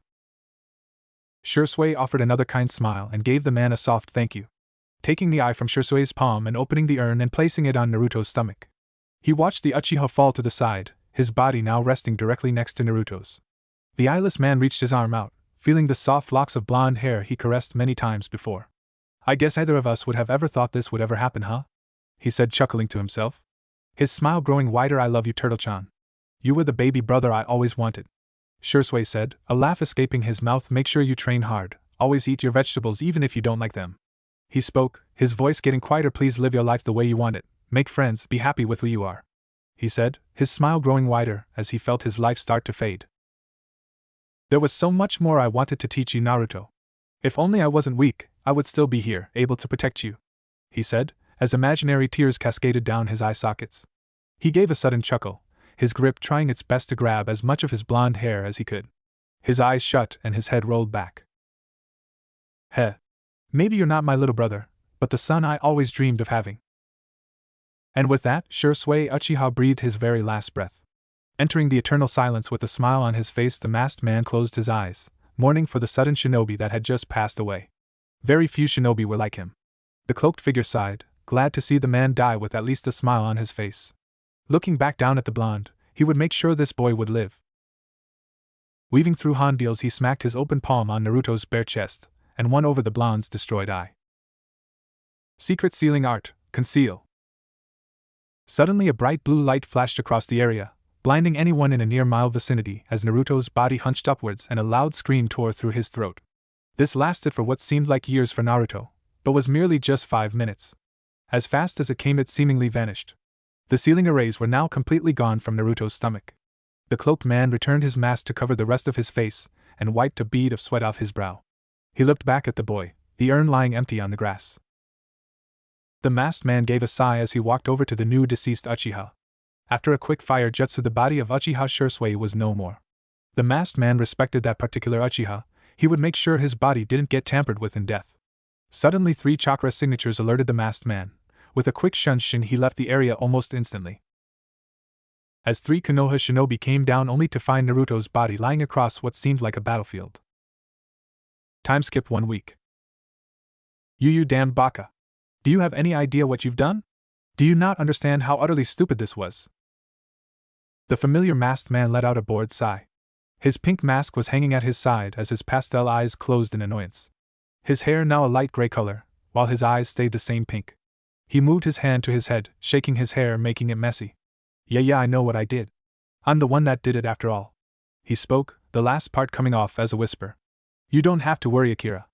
I know exactly what I'm doing. Akira scoffed loudly and looked over at the cloaked figure. Her amber eyes looked over at him in anger. I don't care if you know what you're doing, you know.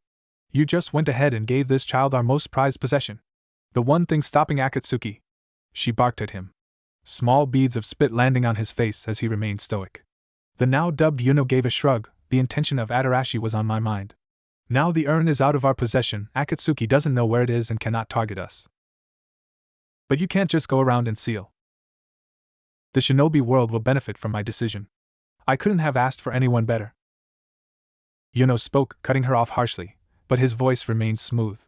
He turned around until his back was facing Akira. If looks could kill, Yuno would be a pile of ash right about now. You seem to trust this Namikaze Naruto, a mere child. She narrowed her eyes at the back of Yuno's head. Was there anything you left out of the report, Yuno? Her tone was dark, but Yuno was unaffected. He raised his hand over his head, giving a small wave as a grin played across his lips. Of course not, Leader-sama. Konoha. Konoha no Sato. The most powerful hidden village in all the elemental nations. Known for its famous shinobi and great economical advances. Harboring some of the strongest clans and bloodline limits that other countries only dreamed of having. But sadly, the village of Konoha had suffered a large blow to her power. Uchiha Itachi, one of the most gifted shinobi that Konoha has ever produced. Graduating the academy at the age of 7, and becoming a full-time Anbu captain at 13. Last week the Uchiha prodigy seemingly snapped, in one night, slaying his whole clan in cold blood. From men, women, and any child he could find. The only known survivor of the massacre was Uchiha Sasuke, Itachi's very own little brother. No one knows the exact reason why Itachi did what he did, but the news spread all around the village like wildfire. It was likely that the surrounding counties had also caught wind of the tragedy that had taken place. Minato Namikaze, the Yandame Hokage of Konoha, had never hated his job more than this past week. The people demanded answers. Every council meeting was getting more and more stressful as they tried to calm down the public. Not only that, but since the fall of the Uchiha, the Hyuga clan had become more arrogant in their attempt to be named the strongest clan. Minato let out a much-needed groan. His hair was even more messy, making his spikes more unruly than ever. His Hokage cape was wrinkled and misshapen. There were large bags under his eyes, showing signs that he was sleep-deprived. He held his head in his hands, closing his eyes just to get a little rest. Sadly for him, it only kept getting worse. His son Naruto has been hospitalized since the beginning of the week. He was found close to 2 miles away from the Uchiha compound. Next to a burning body that they couldn't identify, traces of wind and fire jutsu were used all around the area. He clenched his fists in irritation. He had no idea why his son was over at the Uchiha compound, or how he even got there in the first place. When they found Naruto, he had no damage to his body. Only a large vertical scar over his left eye. It pained Minato to see a scar on his youngest son's body. A sudden pang of guilt rising in him. How could Naruto defend himself if they haven't offered to train him? If Naruto only got away with a scar with no training, then maybe next time. Suddenly an Anbu appeared in the middle of his office, letting his train of thought suddenly break. Hokage-sama, your son has finally woken up, but something is terribly wrong. Minato was suddenly gone from his office. The only trace left was a bright flash of yellow. Hospital room, with Naruto. It was dark, so dark that even your shadow had to hide away in fear. Naruto looked around himself in utter confusion. Looking down, he saw his feet were submerged in about 4 inches of water. Naruto let his eyes wander the sudden abyss. There were no signs of life, no walls, just a large empty cavern. The only sound was a small dripping of water drops, one after another, falling down rhythmically, giving an odd relaxing feeling to a tenebrous room. Naruto felt the cold air walk itself over his body as he stepped forward, making him shiver. Each step making the smooth, murky water glide across his feet and echo into the chasm. And that's when he saw it, like a thick curtain of darkness that played at a theater. Like the beginning of a play, it opened up, finally shining in a muted array of light. Then a large gust of wind picked up, forcing Naruto to cover his face as his shirt fluttered from the sudden gust. A strange heavy pressure fell onto his body, forcing his knees to buckle. His legs wobbling as his eyes went wide in horror. A lone regal eye stared back at him, like yellow mixed with silver.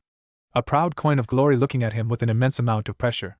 And before he knew it, he was sent flying backwards, a yelp passing his lips as the pitch-black abyss swallowed him whole. Naruto awoke from his hospital bed in a rush. A loud scream forcing itself up his throat and echoing in the white room. All occupants were startled in the room and rushed to his side immediately. Naruto didn't notice they were there. All he saw was red. Sudden flashbacks of what happened racing to his mind. All he saw was Shursui fighting a mysterious man he's never seen before. Him jumping in the way, and Naruto's head suddenly started to throb, his left eye burning. The feeling that it was on fire spreading through his body as the phantom pain of that night returning. He thrashed in his hospital bed, his gown riding down his body as the nurses tried to calm the seemingly hysterical boy down. Suddenly a flash of bright yellow came from the room as the Yandame Hokage came in to see his son in shambles.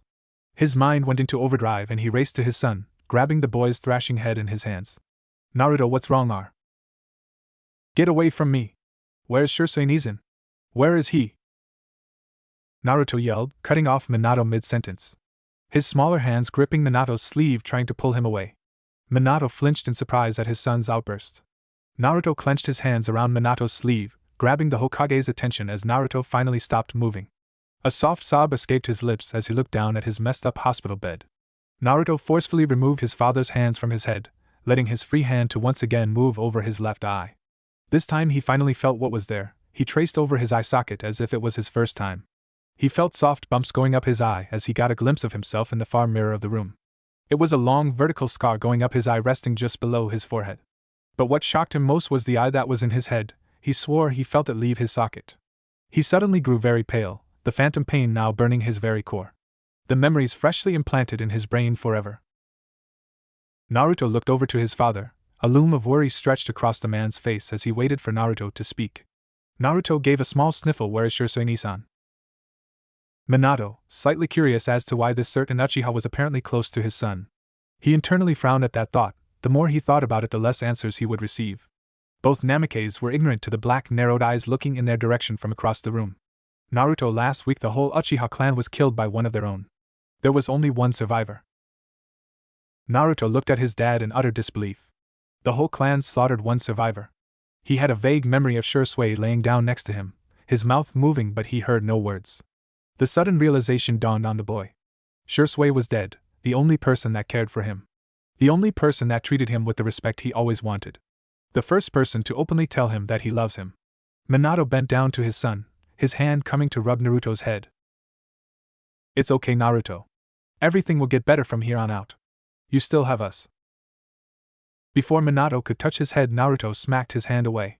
His bloodshot eyes glaring at Minato with newfound fury. Us? When has there ever been an us? He screamed, taking the nurses by surprise at his sudden outburst. I don't fucking care about us. All I wanted was to stay with Shisui-san. Minato felt his spine stiffen in shock at Naruto's sudden rage. While some part of him knew he deserved this, the more irrational side of him started to get the better of him. He put on what he dubbed his dad face and locked eyes with his son. You do not raise your voice at me, young man. I'm still your father, and you will show me some respect. Or else. Or else what? You're gonna ground me again? Send me to my room without any dinner? Making me apologize for something that Natsu and Narumi did? Or even take away the training you haven't even given me? Minato fell silent at his son's words, a sudden spike of anxiety running through his body as his veins turned to ice. Sadly, Minato couldn't find any fault in Naruto's statement. He tried to rack his brain around for anything that he has done for Naruto, trying to find anything to convince his son that it wasn't true. Naruto looked over at his father in anger, having to bite his cheek from screaming again.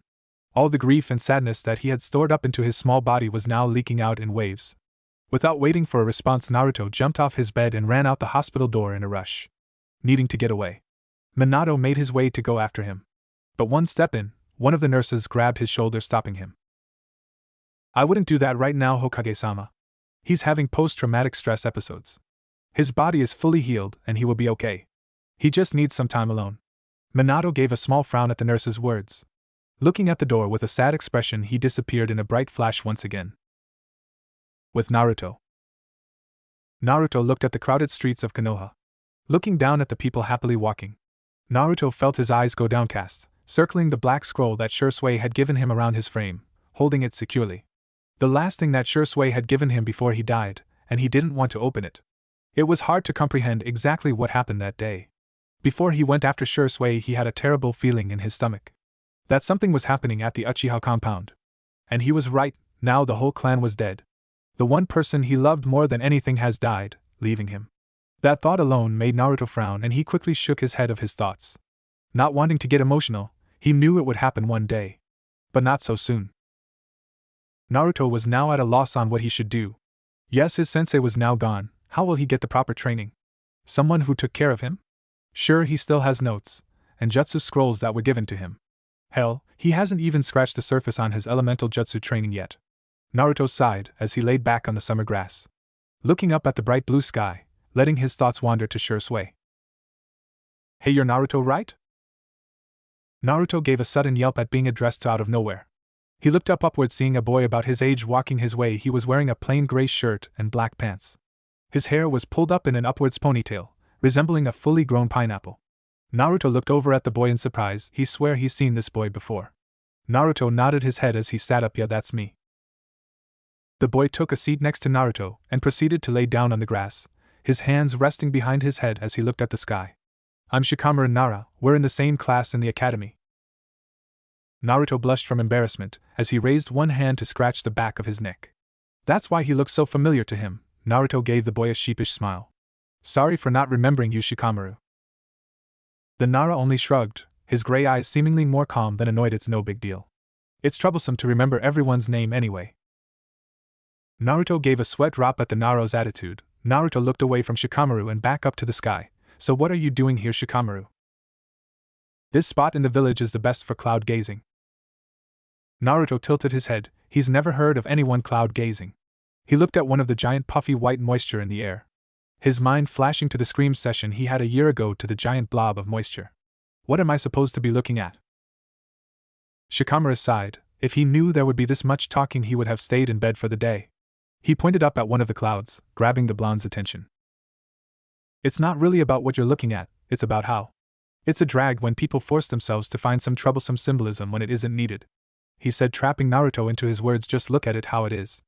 A cloud is a cloud, going wherever the breeze takes it. So free. Naruto digested each word that Shikamaru said separately. Naruto averted his gaze from the cloud and over to Hokage Tower. Just look at it like how it is, Naruto thought as he held the scroll tighter in his hands. Shikamaru observed the blonde through a sideways glance. While the Nara was incredibly lazy, not really outgoing and not really much or a talkative person, he was good at observing people and understanding current situations. Naruto wasn't much of a people person when he was at the academy. Most people ignored him altogether for his two siblings Natsu and Narumi. And that scroll he was holding, his grip was tight.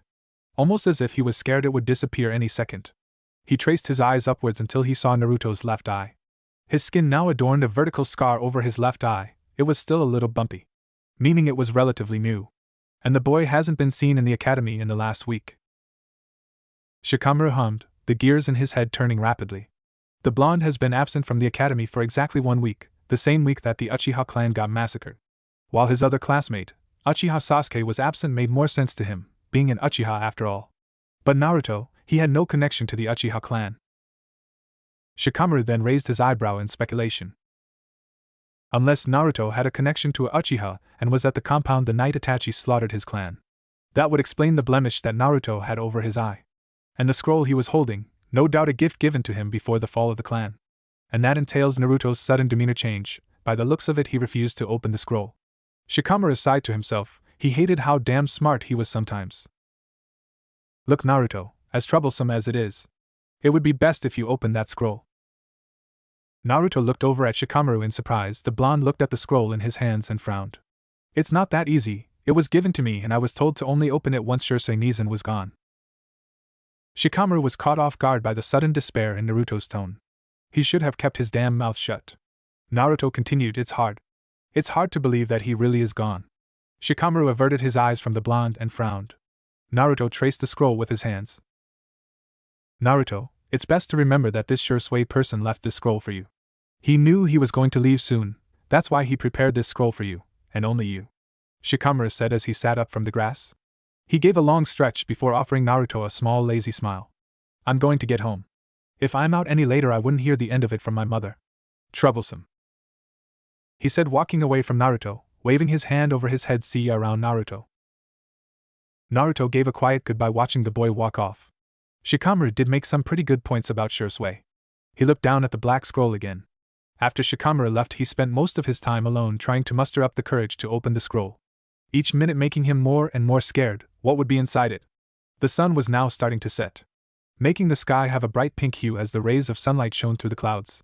He took a deep breath. With shaky hands he flipped it open. 2 small puffs of smoke erupted from the inside, making Naruto cough slightly in surprise, waving his hand to help rid the smoke from blocking his vision. Another scroll was now seen. This one was much larger, and it was red in color. In his other hand was a letter. Naruto felt his heartbeat start to quicken. He felt his eyes become glossy as he gripped the paper in each hand, and began reading quietly. Dear Turtle-chan. Hey Naruto, how are you doing? I hope you never have to open the scroll I gave you, but if you are reading this now, then yes, I am dead. I hope you can one day understand why I had to write this letter, and I'll start with telling you the truth. The Uchiha clan, for the past year, had been planning to overthrow Konoha in a coup d'etat. I was tasked with a mission to spy and help the village stop the clan before it was too late.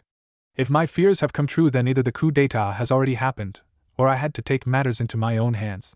Naruto-kun, I'm so sorry I dragged you into this mess. I just wanted you to have a good childhood. After the very first day we met, I knew you were someone special to me. But now, Naruto, I leave with you my signature jutsu scrolls. In that red scroll are all the more advanced water jutsus I could find to suit your style. But the main one is my secret to the Shunshin no Jutsu. I hope you can master that jutsu to levels that I only dreamed of. Naruto-kun, now is the time where you can live your life. Make your own choices, be who you want to be. And always remember, no matter what you do, who you become, you will always be my little brother that I love no matter what. Love, Shirsei Nizen. Naruto couldn't stop the sudden tears that fell from his eyes, each drop falling onto the letter softly, making Naruto sob into his hand. I love you too, Shursei Nizan. I'll make sure to become a shinobi you will be proud of. Naruto suddenly froze, his heart going numb as he walked into his house. He saw his family all in the backyard, the slider door open letting a cool breeze travel into his home. The scroll Shursei had given him almost slipping from his hands as he looked at his family outside. His mother was smiling happily. His father had a proud look on his face looking down at Natsu and Narumi. Naruto heard his mother's happy voice echo into the house, making him shiver. I'm so proud of you too. It's not every day that two 8-year-olds graduate the academy early. Naruto's heart threatened to stop beating right then and there. His eyes were wide, the sudden burning sensation returning as he saw the setting sun shine down on his siblings' brand new Konoha headbands. Naruto felt a newfound rage gloss over his eyes, the anger trying desperately to block out how inferior he was feeling at seeing his siblings already become shinobi so early. The day he loses the most important thing to him, they get to graduate and become shinobi. The boiling sensation in his skin was almost too much to bear. He wanted to scream, yell, hate them. He was unaware of the sudden change to his left eye. Gone was the sapphire blue that everyone was used to. It was now replaced with a dark crimson. His pupil now pitch black with 3 tomos spinning inside. The Sharingan. See time skip 4 years.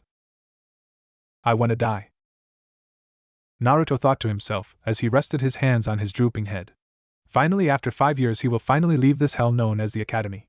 It wasn't just how boring it was how extremely boring it was. Sure, it made sense if a civilian would take these classes, or a newly born child of low-tier clans. They were barely teaching actual shinobi techniques or jutsu. Only the dubbed Academy 3 jutsu. That every child with a decent understanding of chakra could complete within their second year. Even the sparring was just a higher level of kids basically play fighting. They taught each kid the exact same taijutsu stance, a stance so bad that if you stepped 1 foot outside the village you would most likely die within minutes. And to throw oil onto an already burning fire, the acceptable passing grade for shuriken and kunai throwing was a April 10th.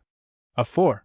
That's basically telling the students, now don't worry kids, if you can barely hit a stationary opponent you surely won't hit one moving.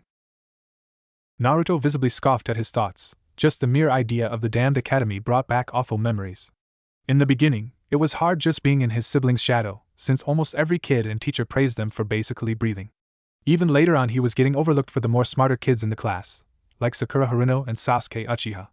And ever since Natsu and Narumi graduated from the academy at the age of 8, a whopping 3 years earlier than normal, his siblings were labeled prodigies of their generation. While Naruto somehow got the title of dope, since he had no special power of a bija like Natsu and Narumi, or even special training. And since their graduation, if possible his parents managed to pull even further away from Naruto, spending most of their time and effort accelerating the training of the 2 Namikaze prodigies. While he didn't spend much time at his house anymore, he usually spent the night at Shikamaru's house since they became fast friends after the talk on the cliff. He wasn't sure just how far exactly Natsu and Narumi were compared to him. While he knew he had gotten stronger, Naruto just didn't have the right training or a sensei to even teach him anymore. And it proved rather difficult to grow when it seemed like no one wanted him to. But he now had his trump card, the last gift that Shursei Nizan had given him. The Sharingan. He first discovered that he had the Sharingan after he saw his 2 siblings wearing the village headband, finding out that they did in fact graduate early. It explained why he still had his left eye and only adorned a scar over his socket. Sure, Naruto wasn't 100% sure on exactly what happened that day, but he was certain he had lost his eye. And he technically did lose his eye. After he realized he had the Uchiha clan Digitsu, he quickly rushed out of the house and to his signature training ground. While he really didn't know how to work the Sharingan, it felt like it was getting simpler and simpler as the days went by. Naruto groaned. He was slightly disappointed in his progress in actually using the Sharingan. He wasn't a master by any means. He would say he was about an average Uchiha genin when it comes to using it, but the feat was impressive for a non-Uchiha. He did add a lot more genjutsu to his arsenal since he got the Digitsu, since the element of surprise would benefit him greatly, catching his opponent completely off guard. They would automatically be drawn to his eyes and bam, caught under a genjutsu without even realizing. That's part of the reason why no one knew that he had the Sharingan. He wanted to keep the element of surprise until he couldn't hide it anymore. Also, it wouldn't look too good if someone suddenly popped up having a Sharingan after the Uchiha massacre, especially a non-Uchiha. And even after getting close with Shikamaru, he still debated whether or not to tell the Nara genius. And he didn't tell his family for obvious reasons, but the worst was keeping this a secret from Sasuke. While he and Sasuke weren't really best friends, they did hang out from time to time. Strangely enough, it was Sasuke that came up to him first. Flashback. 2 weeks have passed since the horrible Uchiha massacre, and since Naruto realized he now had a Sharingan implanted into his left eye. Naruto wanted to smile at that, the pain was still fresh. But the mere thought of Shisui giving him the most powerful Dijutsu did bring a smile to his face. Naruto smiled a sad smile, looking at his reflection in the lake. He was sitting on a pier with his feet dangling over the edge. His Sharingan eye was active, showing his 3 tomo as he stared at his reflection. Naruto let his thoughts drift off, letting the full moon shine down over the black abyss, illuminating the lake, giving a peaceful personality to the lake. While it was already past 11 at night, he knew his parents wouldn't be waiting up for him. That thought made Naruto frown. After his talk with his father in the hospital, it seemed that he wanted to finally reconnect as a family. Well, that was certainly the feeling that Naruto got anyway. While Minato did seem worried about Naruto's health when he was in the hospital. As soon as he got home, everything went right back to normal, if so even got worse. Since Natsu and Narumi graduated early, more of his mother's attention got put into their training. His father was a little less involved since his duties as Hokage have been taking up most of his time since the massacre. Suddenly a loud creaking sound broke Naruto out of his thoughts.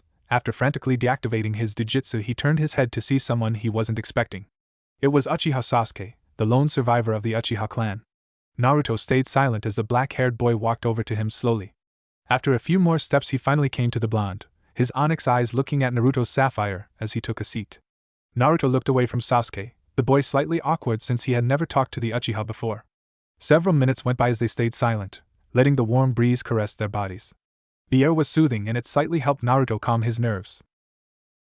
In the hospital, you mentioned something about Shisui-san. Naruto blinked in sudden surprise at being addressed. The blonde looked over at Sasuke to see onyx eyes almost glaring at him. Naruto pursed his lips. The sudden intensity Sasuke was sending his way was quite intimidating. Sasuke continued, when you woke up, you said you wanted to stay with. Did you know him? Naruto slowly nodded his head.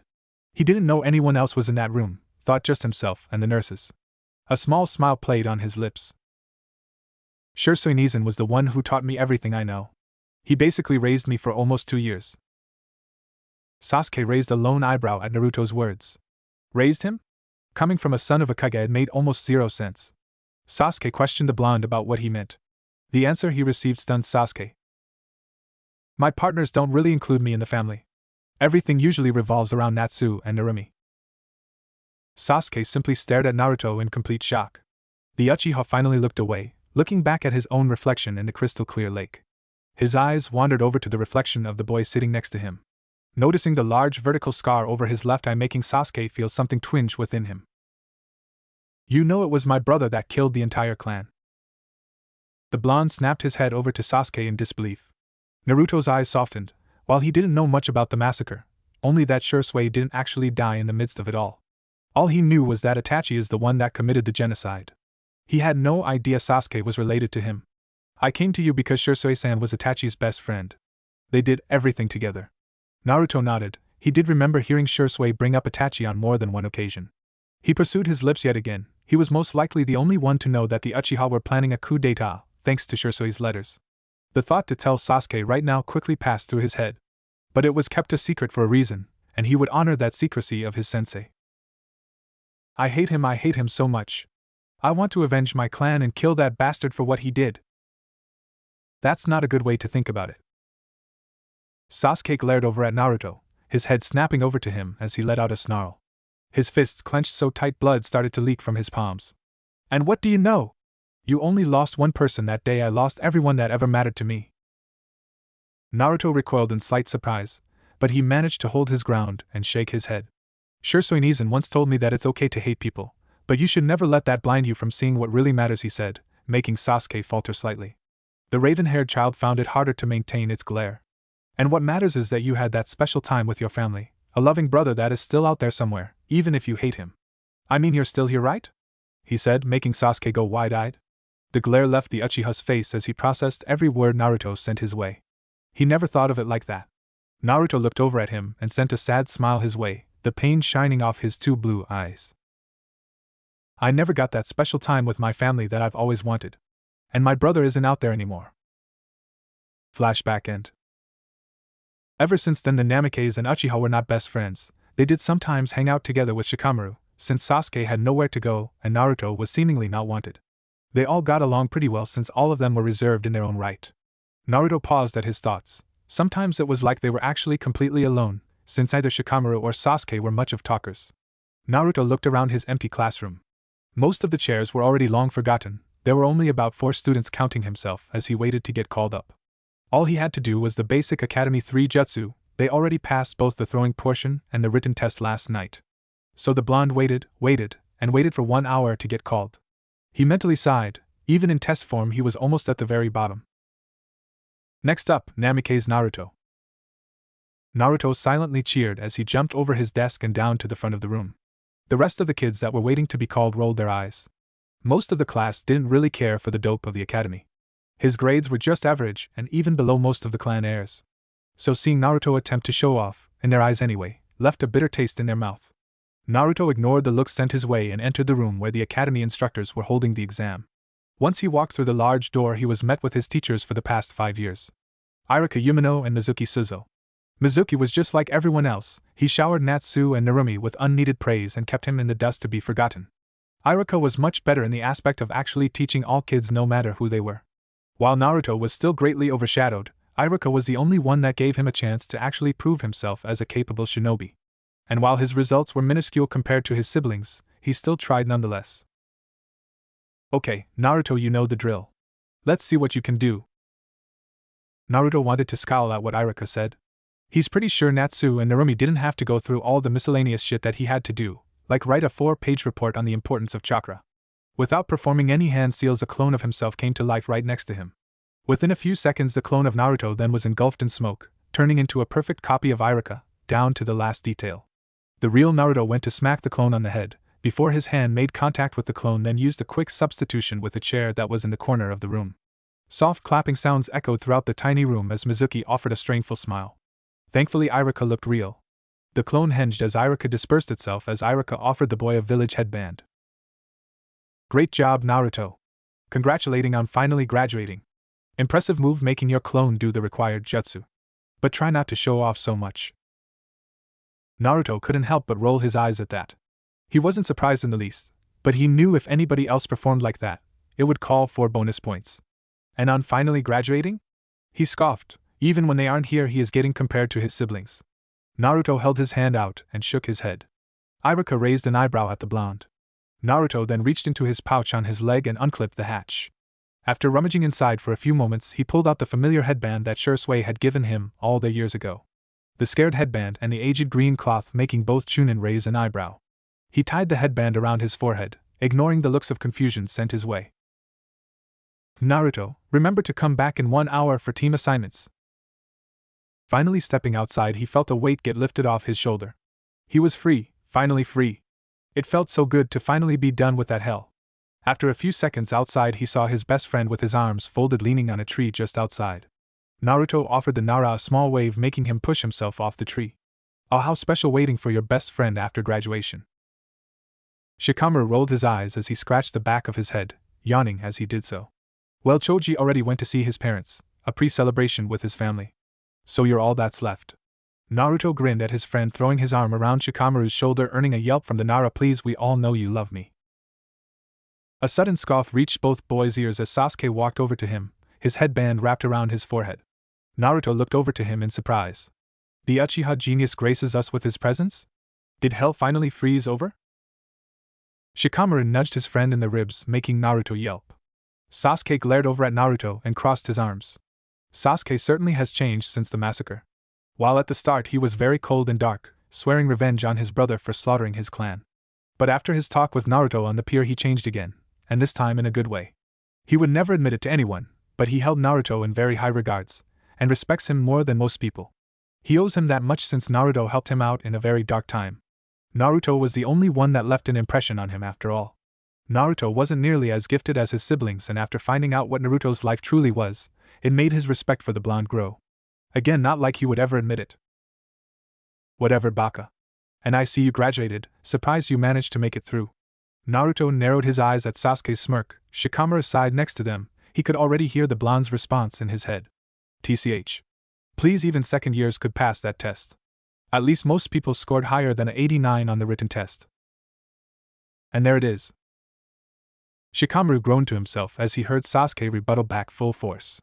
This year in the academy, Sasuke was the only clan heir to score below a 90% on the written portion on the graduation test. And Naruto was never one to pass up a chance to mess with Sasuke. Everyone knew how angry Sasuke got wherever someone mentioned it. Most people were too intimidated to say anything to the Uchiha genius, everyone but Naruto. No matter the reason, no matter the conversation, the blonde always managed to find a way to slip it into day-to-day conversation. Naruto suddenly stopped mid-sentence as the trio looked over to the streets. Most of the gradation class turned over as screeches and yells echoed into the summer air. Naruto frowned as one of the last people he wanted to see came walking over to him. Sasuke flanked his right while Shikamaru had his left, both having matching grimaces. They both know exactly how the Namikaze family treated their friend. To say they were disgusted was a true understatement. It made them nauseous down to their very core, to think that some people so prestigious would literally abandon a child. "Hey Ototo, how did the graduation go? I see you managed to pass." The feminine voice belonged to none other than Narumi Namikaze, the only daughter. Her headband secretly tied around her forehead. But the most distinguishing feature was not her headband, it was the dark chunin vest she sported over her black t-shirt. Narumi offered her brother a smile, moving her eyes over the three newly made genin. The past 2 years have been very difficult for Narumi. It wasn't until she noticed that Naruto hasn't been home in literally months that something has been terribly wrong with her brother. And slowly but surely everything came crashing down on her like a pile of bricks. Remembering exactly how their parents left Naruto, and how she never seemed to care. In truth, she felt like shit every time she saw the boy. It was a painful reminder of her failure as an older sister. She tried asking her parents about why they won't train, or even acknowledge Naruto's presence. Not once has she gotten a real answer. So each time she brushed it off, still believing they have a real reason. Then there was their brother Natsu. He followed the example of his parents, and while he didn't ignore the blonde completely, he wouldn't treat him like a real brother either. And that was her biggest problem with both her brothers. She's had countless arguments with Natsu on trying to incorporate Naruto back into their lives. But each time it always failed, with either Naruto refusing to do anything with them, or Natsu getting fed up with Naruto's stubbornness. Naruto grunted at his sister, his eyes glancing everywhere else besides her. "Yes, I did. Is there a reason you are here, Narumi?" The red-headed girl quickly nodded her head as she forced back a frown. She took a few moments to respond. "Well, I wanted to see how my little brother was before I left for my mission," she said, trying her best to sound as real as possible. Honestly, she did forget all about Naruto's graduation today. Luckily, she was leaving from the west gate, or she wouldn't have seen the giant sign on the academy saying graduation. Besides, Narumi continued, "I wanted to see how you were doing." Naruto shrugged his shoulders, turning on his heel. He scoffed, "Fine as I'll ever be," he spoke, effectively ending the conversation. Narumi frowned at Naruto's back. She wasn't surprised by his answer. But she was sorely disappointed. She gave a heavy sigh and soon left the academy grounds. She had a mission to get to after all. Shikamaru elbowed Naruto in the side softly, making the blonde turn to him. The Nara raised an eyebrow. "You good man?" Naruto once again shrugged his shoulders, the sudden anger already gone from his body. Sasuke snorted at his side, hands rested in his pockets as they entered the academy classroom once more. Almost every seat was taken apart from a row of 3 in the front. Sounds of laughter echoed through the halls as kids talked loudly about finally graduating. But sadly their presence did not get ignored. A few heads turned over to them. Especially a head of pink and blonde. Naruto and Shikamaru gave a groan as they covered their ears. "Sasuke Kyuin." Sasuke flinched at his name as 2 almost identical rockets came blasting off towards him. Naruto and Shikamaru took a few steps backwards, leaving Sasuke to his misery. The Uchiha sent them a pleading look, one of the only emotions he allowed his friends to see across his face. The pink rocket snuggled into Sasuke's right shoulder, emitting a moan of content from her lips, while the blonde was on his back leaning on his neck. "Sasuke-kun, I missed you so much. Did you miss me?" Before he even had a chance to respond, the blonde on his back scowled. "Like hell he would miss your forehead. We all know who he truly misses here." "Oh yeah, Ino Pig. I bet he doesn't even know your name." "You just said my name, Baka." "WL whatever, Ino Pig." Naruto shot an amused glance over at Sasuke. That would be Sakura Haruno and Ino Yamanaka, the 2 leaders of the Uchiha fan club. While most girls in the class praised the Uchiha, Sakura and Ino were the only 2 that actually vocalized it. Every single day. Sure, it was funny for a few days, seeing how bad they had it for Sasuke, and it was always fun to see Sasuke's misfortune. But now it turned to a basic obsession for Sasuke, and while the Uchiha was still miserable, no, it still made Naruto laugh. Thankfully, and luckily for Sasuke, the scarred Chunin from earlier entered the classroom. He saw the commotion in the center of the room, and his eyebrow twitched. He was so happy this year was over. Everyone shut up and pay attention. Iruka smiled when now every student took their seats. He cleared his throat before he started talking. Okay, I want to say once again, congrats on graduating. Cheers broke out in the classroom. And this year the team assignments are a little different, he said, making the students raise their eyebrows in confusion. Iruka walked around and turned the folder in his arms around, showing it to the class. Usually we assign new genin to their jounin senseis within the week. But this year's graduating class showed exponential growth and promise that Hokage-sama and I have decided that today is the day where we assign the teams. Teams 1 to 6 are fodder, we will skip them. Now Team 7 will be Sasuke Uchiha, Sakura Haruno, and Ken Gasai. Sensei will be Kakashi Hatake. Sasuke's head fell forward and smacked his desk while Sakura jumped up and down in happiness. Naruto shot Sasuke a look of pity before Iruka continued. Team 8 will be Kiba Inuzuka, Shino Aburame, and Hinata Hyuga. Sensei will be Kurenai Yuhi. All the clan heirs nodded their heads at their team. The more enthusiastic Kiba gave a happy yell. Naruto blinked his eyes, the familiar name sparking something within him. He gave a hidden smile. Looks like she passed the jounin exams. Sucks she couldn't have been my sensei. Team 9 is still in circulation from last year. So Team 10 will have Shikamaru Nara, Choji Akimichi, and Ino Yamanaka. Sensei will be Asuma Sarutobi. Ino groaned loudly, complaining why Kami seemed to hate her. Choji just smiled while Shikamaru was asleep. Naruto raised his eyebrow in confusion, his eyes scanning the classroom as he started to count the students. 25, 26, 27. What the hell, I'm the 28th graduate, he thought to himself with a frown. The class was uneven and every kid has now been put into a squad except him. He was the only one left. Sasuke seemed to notice as well and looked at Naruto with the same amount of confusion. Iruka continued, his eyes looking down at his file in shock. Well, this is new. Team 11 will consist of Naruto, Namikaze, Sai, and Shizuka. Sensei will be Anko Mitarashi. The class went silent. No one even knew who those last two kids are. Iruka saw his students' confusion and was right there with them. He read off the file. Sai was trained under Umbu tutelage with the village elder Danzo's supervision. Shizuka is a transfer student from Nadeshiko village. She moved here last week, so I hope you will make them both feel welcomed. After a few moments of letting it all sink in, Iruka explained where they would meet their instructors. Team 7, Kakashi will be up on the roof. Team 8, Kurenai will be at Training Ground 21. Team 10, Asuma will be at Training Ground 99. Team 11, Anko will be at Training Ground 4. Time skip after class. Naruto stayed silent as he made his way to Training Ground 4. It was the closest training ground to the academy, and the walk was only about 10 minutes. On his way, his thoughts drifted to his supposed two teammates. The other male on his team was a boy named Sai, no surname. He was trained by a man named Danzo and was finally able to graduate. Naruto had no idea what to think of Sai. He hadn't met the boy yet, but he was a little skeptical. He was with Umbu all this time. His strength would probably be way more advanced than a regular genin. And the lone female, Shizuka, also had no surname. Now she was a total enigma. He's never heard of Nadeshiko village before, and the info he had of her was she was already a genin before transferring over. So her strength would not be something to laugh about either. So that raised the question, was he as strong as his two mystery teammates? He gave a sigh as he finally entered the training ground, suddenly feeling inferior. As he was walking up, he saw two kids almost his exact age. His brain quickly realizing who they were as he got closer to them. The boy was none other than Sai. He had long black hair with even blacker eyes. His hair was parted in the middle, showing off his Konoha headband. He was wearing a gray shirt that ended right under his chest, allowing his pale midriff to be exposed. He had on black pants with his tan ninja pouch on the leg. He had a large scroll on his back, and he was drawing something on a lone piece of paper. His eyes moved over to the lone girl. She also had jet black hair, her bangs threatening to fall into her emerald eyes. Her hair covering her headband from sight. She was wearing a tight blue shirt, with a black cape style going down to her waist, showing off her developing cleavage. She had on tight black pants on with matching combat boots. Shizuka was the first to notice Naruto's entrance. Her green eyes sized the blonde up. He was wearing a regular black t-shirt with a zipped-up red hoodie. He had loose shinobi pants that ended at his ankles. His green sandals matching the cloth on his headband perfectly, his unruly blonde locks falling into his eyes, only being kept up by his headband. She narrowed her eyes at Naruto. Something seemed off about the blonde. And she didn't know a lot of new graduates to already have a scar. Shizuka.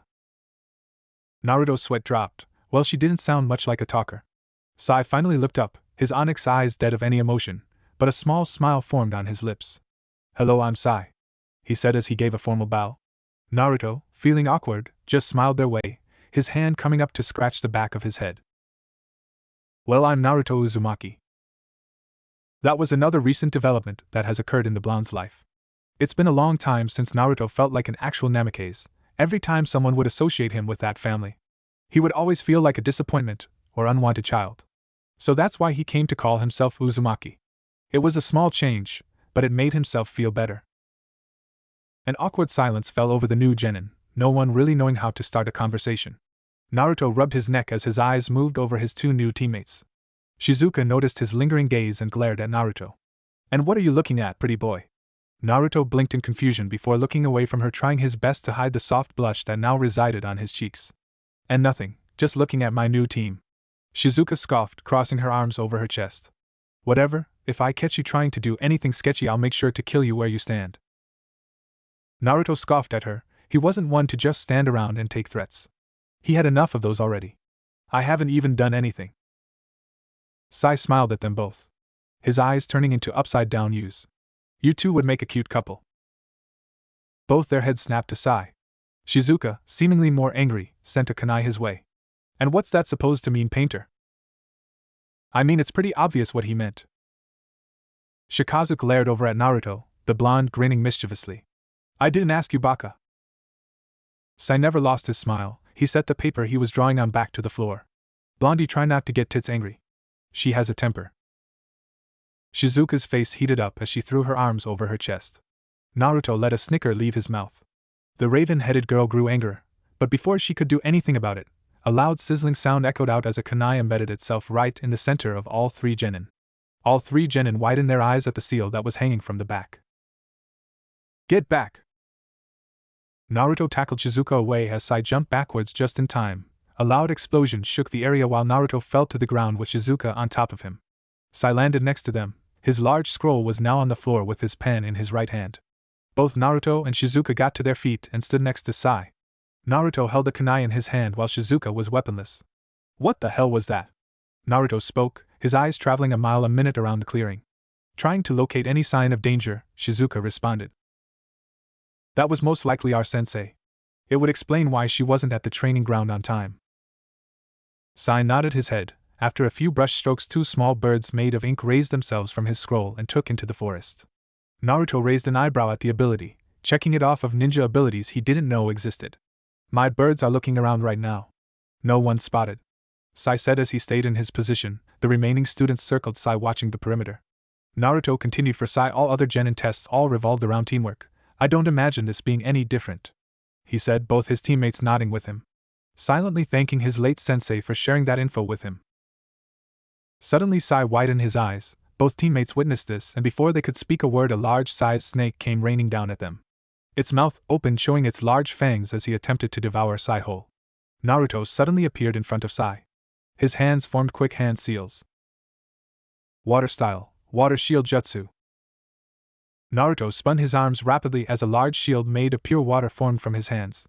It was large enough to just cover his head as the snake bit down. The fangs connected with the water as it splashed upwards, obscuring the vision of both Naruto and the snake. Suddenly he felt a foot jump on his back and he looked up to see Shizuka propelling herself upwards. She spun in the air as what looked like hundreds of kunai rained down at the snake. Ninja art, kunai volley. One by one each kunai stuck themselves into the snake's body. Pained hissing escaped the snake's mouth as it released his jaw from Naruto's water jutsu. The blonde jumped backwards, letting the jutsu break as Sai jumped to the side, scroll in hand. Sadly, they didn't communicate well enough as they collided. Naruto smacked Sai in the mouth as they tumbled and rolled on the ground. Shizuka landed next to the groaning boys as she glared down at them. Naruto got to his feet, rubbing his head. "Way to mess that up." Shizuka hissed as Sai smiled over at her. He got to his feet as he gave a few more strokes on the scroll. "It's okay, tits, it was an accident." "Stop calling me that." Ninja art, bear attack. A huge bear made of pure ink materialized out of the scroll. It easily towered over the three genin as it raced off to the snake. Another sound of a kunai soared through the air right at Naruto. The blonde, seeing it coming, reflected it with his own. Shizuka moved fast as she caught the deflected kunai at the hilt as a purple-headed girl crashed down to the clearing. She held a huge white sign in her hands while confetti exploded from the mouths of 2 snakes that were around her legs. Welcome the amazing and sexy Anko Mitarashi. All 3 genin stared dumbfounded. This was their sensei? No one said a word while Anko just smiled happily at them. Sure, she was late. It wasn't her fault. She forgot about her genin team and then proceeded to make the sign and convince the snakes to actually spit confetti. So not her fault. Why, you're our sensei? Shizuka gasped out as her eyes widened in pure astonishment. The sexy jounin swayed her purple hair to the side and offered her a wink. Sai looked over at Naruto and pointed his thumb over at Anko. It seems Tit-sensei deserves the name more. Naruto's spine stiffened as he gave a sideways glance over to the now enraged Shizuka and confused Anko. Shizuka smacked Sai on the head, really hard, making the black-haired boy fall flat on his face. And what's supposed to mean? She quickly snapped her head to Naruto, aiming the kunai at his throat, and I swear if you anything I will lodge this kunai right in your jugular. Oh, it seems we have a hothead on this team. But if anything is getting lodged into something, I'll be doing it. Anko's voice spoke clearly, echoing in the clearing as she appeared right behind Shizuka, the feeling of cold steel on the young girl's neck as time seemed to freeze. Shizuka still had her grip on Sai while Naruto was still looking down the barrel of a kunai. Anko's voice was sickeningly sweet, the huge smile forever glued to her face. Shizuka cringed at her sensei. Now don't be afraid of little ol' me. I won't hurt ya, she said as she slowly dragged the kunai over her neck softly. Since I can't actually kill you, you know, laws and all, I would only torture you slowly for threatening a fellow Konoha shinobi. Just imagine the soft kunai. Her voice passed her lips smoothly, making Shizuka sick to her stomach. Anko pushed the kunai deeper into her skin, drawing a small amount of blood. Pressing a little deeper. Suddenly Shizuka's body erupted into gold confetti. Anko looked on in shock as she jumped backwards, letting the confetti hit the ground. She looked behind her as she saw the huge snake she sent after the genin was now dead. That bear had ripped it to shreds, while Naruto and the remaining of his team were standing next to the ink bear. Shizuka looked over at Naruto in shock while Sai remained impassive. Naruto grinned at his sensei's expression, as a sudden hand grabbed the back of Anko's body, pressing a kunai to her throat. The purple-haired Kunoichi's eyes glanced to her side to see an exact copy of Naruto behind her. Genjutsu, pretty effective, isn't it? Anko returned the grin. When did you cast it? Naruto explained the moment you put the kunai to Shizuka's throat. Okay, that was partly the truth, while Anko was distracted on Shizuka and while Sai was facing the ground. He had time to hide his face and activate his Sharingan. He was able to catch Anko's eyes for a split second before she was put under one of his genjutsu. It was a risky move on Naruto's part. His teammates didn't see him weave any hand seals, if they even saw anything to begin with, but he did enjoy the look of pure disbelief on Shizuka's face as he walked over to her and just pushed Anko's arms away. While Sai looked shocked for a moment, Naruto really couldn't tell since it went away as soon as it saw it. Anko let out loud booming laughter as she grinned at the blonde behind her. Her eyes glowing with playfulness. Having fun pressing yourself into my blondie? The clone of Naruto turned a new shade of red as Anko teased him.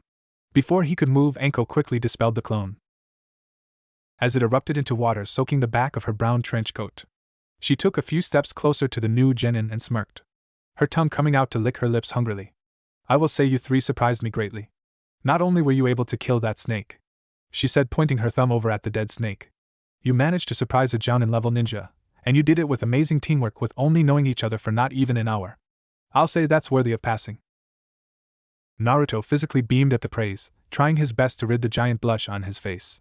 Shizuka was a lot more composed since she was already a genin from her hometown. But she couldn't stop the small grin from forming.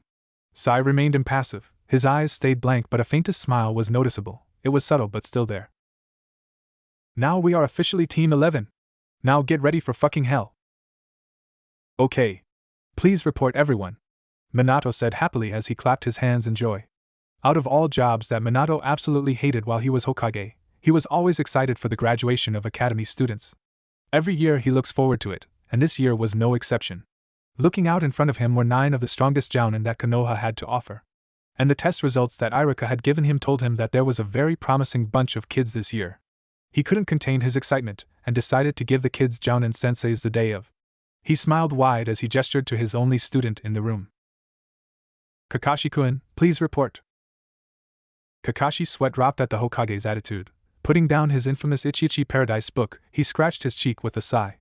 Team 7 consisting of Sasuke Uchiha, Sakura Haruno, and Ken Gasai pass. The whole room was in shock at hearing him actually pass a squad. Even Minato was slightly at a loss for words. Really? What made you pass them and not any other of your teams? A man named Asuma Sarutobi said, taking a long drag of his cigarette, making the woman next to him elbow him slightly in the ribs. Minato nodded. I would also love to hear this, Kakashi-kun. The silver-haired man shrugged his shoulders. Well, at first they were just like every other team I had gotten before. Attacking me all separately and with no plan. The Haruno girl wouldn't stop following the Uchiha kid around like a lost puppy dog. It was really hard to watch. That doesn't explain why you passed them, Kakashi. Kakashi turned his head and gave his signature. I smiled to Kurenai Yuhi, waving his hand in the air. I'm getting there, Kurenai. It wasn't until the last 10 minutes of the test that they coordinated an attack against me all at once. Of course, they didn't push me very hard at all. But it was a valiant effort. But finally showing signs of teamwork, I decided to pass them. Minato smiled at his explanation. Happy to hear that Kakashi finally passes one of his teams. His eyes shifted over to the person next in line. Kurenai-san. Please report. She nodded, looking back up to her Hokage. Meeting his eyes, and she swallowed a grunt. Teammate consisting of Kiba Inuzuka, Shino Aburame, and Hinata Hyuga have passed Hokage-sama, she said, making him nod his head. They all worked well together from the moment the test started. It was a good improvement to Hinata-chan as well. Kiba-kun seemed to help her break out of her shell a bit. That's wonderful. I was worried that her shyness would interfere with her abilities, he said, genuinely happy to hear about the girl's improvement. Kurenai nodded before stepping back into place. Okay, Asuma Sarutobi, how was Team 10? The big burly man smiled as you would expect, Hokage-sama. Shikamaru Nara, Ino Yamanaka, and Choji Akimic performed perfectly. Minato grinned as expected from the next generation of the Ino Shikacho trio. Last but not least, Minato turned his attention to the last shinobi in the lineup. He felt his enthusiasm start to die down a little as he dreaded what was coming next. Enko Mitarashi, report on Team 11 please. Enko snapped to attention at being addressed so suddenly. She was slightly embarrassed since she was too preoccupied looking at all the pictures that hung on the walls of the Hokage's office. She never knew all the past Hokages were hanging on the wall. She grinned happily as she saluted her leader playfully. Team 11 consisting of Shizuka, Sai, and Naruto Namikaze passed with flying colors, Hokage-sama, she said, not noticing the sigh of relief that Minato breathed out. He was nervous to hear that his youngest wouldn't have graduated, but if he didn't, would it really be his fault? Minato shook his thoughts away. I see. That's wonderful then, he said, making Enko nod. Yes, Hokage-sama, they all worked surprisingly well together despite only knowing each other for only about 10 minuets prior to the test, she said, shocking Minato. She continued, they managed to kill one of my snake summons, and Naruto and Shizuka were pretty proficient with their ninjutsu, and that Sai kid was a front runner for ninjutsu. But Naruto, man, did he surprise me, she said, getting everyone present to look at her in question. Minato felt his hands clam up, afraid to ask. How so, Enko? Asuma asked. He was pretty intrigued himself. He had somehow forgotten that Hokage-sama had a third child. Enko turned towards the Sarutobi. Well, I was threatening the Shizuka girl, kunai to the neck, trying to scare her. Everyone pleasantly rolled their eyes, typical Enko. When she just exploded into a ball of confetti, and before I even noticed that blonde gaki caught me in a genjutsu with a kunai to my neck. The room fell silent, shocked to hear the report on the third Namikaze child. Kurenai was probably the least shocked at hearing that the blonde boy she hadn't seen in a very long time was on Enko's team. She smiled to herself, happy to hear that he was still pursuing genjutsu. Her mind started to drift thinking about him. She hasn't seen the kid since her promotion to Jounin almost 5 years ago. Really, Enko? How'd he manage to do that? Asuma said, his cigarette having already fallen out of his mouth in shock. Even the usual stoic Kakashi couldn't help but show a hint of surprise. Enko shrugged. I'm still not really sure when he did it. But it had to be quick. He never weaved a single sign. And as far as I know, you can't perform a genjutsu without hand signs. Kurenai shook her head. That's not true, you can, but it takes an incredible amount of stability and chakra control. Only masters of the art are able to do it. Enko nodded, grinning. Then I might have a genjutsu prodigy on my team, Sweet. He wasn't a one-trick pony either. He had a pretty strong water affinity, she said, turning her attention back to Minato, raising an eyebrow in curiosity. Any reason on why he didn't graduate early with his brother and sister Hokage-sama? He definitely is higher than genin level, she asked, making all eyes turn to Minato. His head started to ache as he panicked at all the expected shinobi eyes on him. He coughed into his fist. Anyway, thank you, Enko-san. Everyone is dismissed. I have some important things I need to look over, he frantically said as one by one the Jounin started to leave his office. Unbeknownst to him were the narrowed eyes looking his way as they left the room. Minato put his head in his hands, sweat starting to form on his brow as he looked down at his desk. I don't know what to do. 3 weeks later. The mission is simple. We get in there, retrieve the folder, and get away as fast as possible. Leave no evidence behind. A soft, powerful feminine voice rang through the forest clearing, bouncing off the decaying oak trees, letting it linger in the summer air. The tone of voice was dark, the holder being horribly serious as her feminine hand rested on one of the trees. Her fingernails tried to pierce the dying bark as her blue eyes wandered around the forest. The voice belonged to the one and only Narumi Namikaze. Her father, the Hokage, put her in charge of a simple retrieval mission just outside the border of Konoha. While this isn't her first retrieval mission, it didn't stop her from being overly serious. She quickly scanned over the area, her eyes coming to rest on an old-looking cabin that was just outside of Tazuna town. Letting the soft breeze flow over her body, allowing the air to slightly calm her. 3 guards on each side of the building. She whispered to herself as her eyes shifted to a cluster of trees just past the cabin. Hiding in the trees are another set of 3, their chakra signatures are much larger, high chunin if I had to estimate. Her bangs fell forward slightly, obscuring her vision and shadowing her eyes. Mission start. Konoha. Sai, I'll fucking kill you. Shizuka yelled, and as what seemed like the 100th kunai left her palms as it soared through the air, all aimed over to the black-haired teammate of Team 11. Sai wasn't a prideful man, hell he didn't have that many emotions since he was taken into the Umbu at such a young age. And he knows that for as long as he lives, he will never admit that he was scared at this very moment. Really fucking scared. Shizuka tossed another kunai, this one barely nicking Sai across the cheek. Naruto watched from the sidelines in pity. While he did find the affectionate nickname Tits for Shizuka to be quite funny, he knew it was gonna bite the boy in the ass someday. He didn't expect it to be barely 3 weeks after becoming an official team. So here he was now witnessing a murder attempt while he periodically had to sidestep from a kunai that Shizuka missed Sai with. Their team training with Anko had ended a while ago. She quickly left the training ground and all 3 genin decided to stay to get a little extra training in. The only rule she gave was to make sure they were well rested for tomorrow. Apparently they were getting a new mission. And just 2 hours went by before all hell broke loose between Team 11.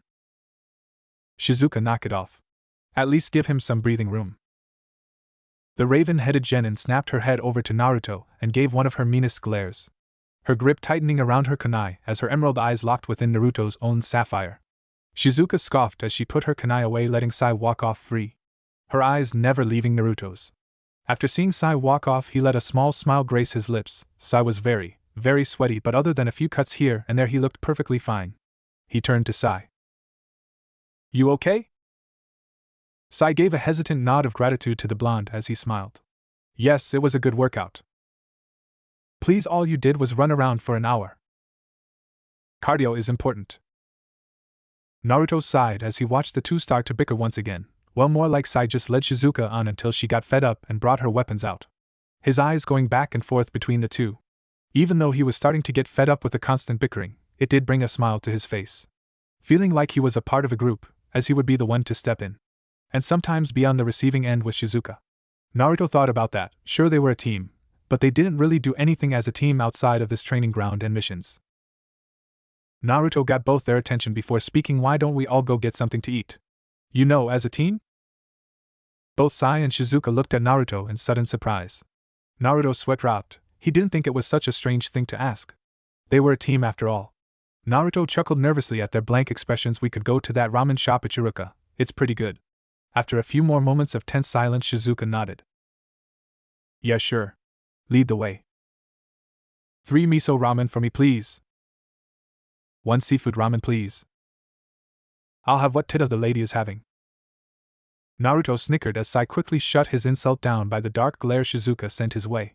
After giving the chef their orders, an awkward silence fell over them, neither really knowing what to say or even how to talk to each other. So Naruto started effectively grabbing the attention of the 2 genin. Why don't we finally get to know one another? Like what we like and dislike. He finished with a smile. He noticed their hesitant looks and gave an awkward laugh. Okay, how about I go first then? My name is Uzumaki Naruto. My likes are training, being with my friends, turtles and Shursuinizan. I dislike people who abandon anyone, rapists, the usual. And my dream is to prove everyone wrong about me, and make my sensei proud. He said, his voice turning deathly serious, surprising his 2 teammates. In the last few weeks they haven't seen Naruto seriously at any moment. Sure, they have only done training exercises and a lot of D-rank missions. But this was something entirely different. It seemed like he was much older, way too old for a 13-year-old. Sai was the first to recover, but he felt something trigger within him. His eyes flashed with a foreign emotion that he hasn't felt in years. My name is Sai. I like to paint, I dislike the same things you do. My dream. I guess I don't have one. What? You don't have a dream? All seriousness, that Naruto previously evaporated in seconds. His hands slammed on the table, making his ramen broth leak out of his bowl as he caught the attention of other occupants within the stand. Naruto didn't waver. Is there nothing you ever wanted to do? Or to be? Naruto asked incredulously. Sai once again felt the unfamiliar, feeling trigger inside him once again.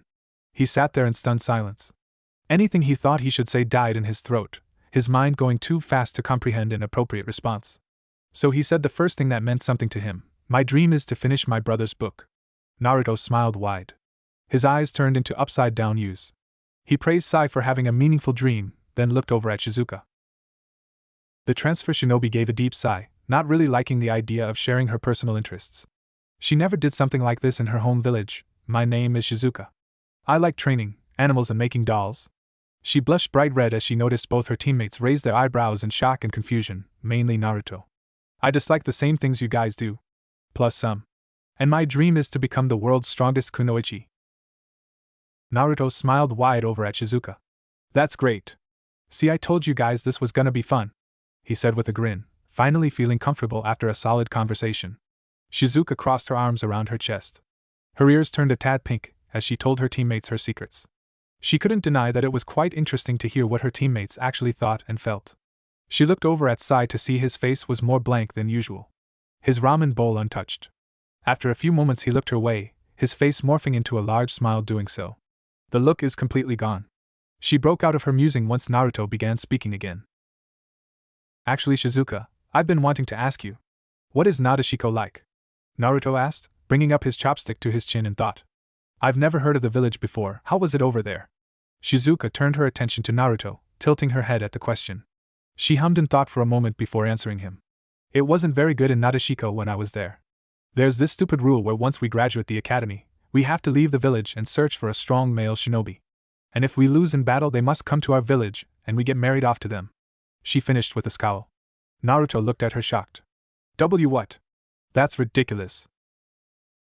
Shizuka nodded her head in agreement. I agree. We are just used to creating stronger heirs for our village, basically livestock. Once we get married off, we are forced to retire as shinobi and become full-time wives. Naruto clenched his fists at her explanation. Shaking his head, that's so ridiculous.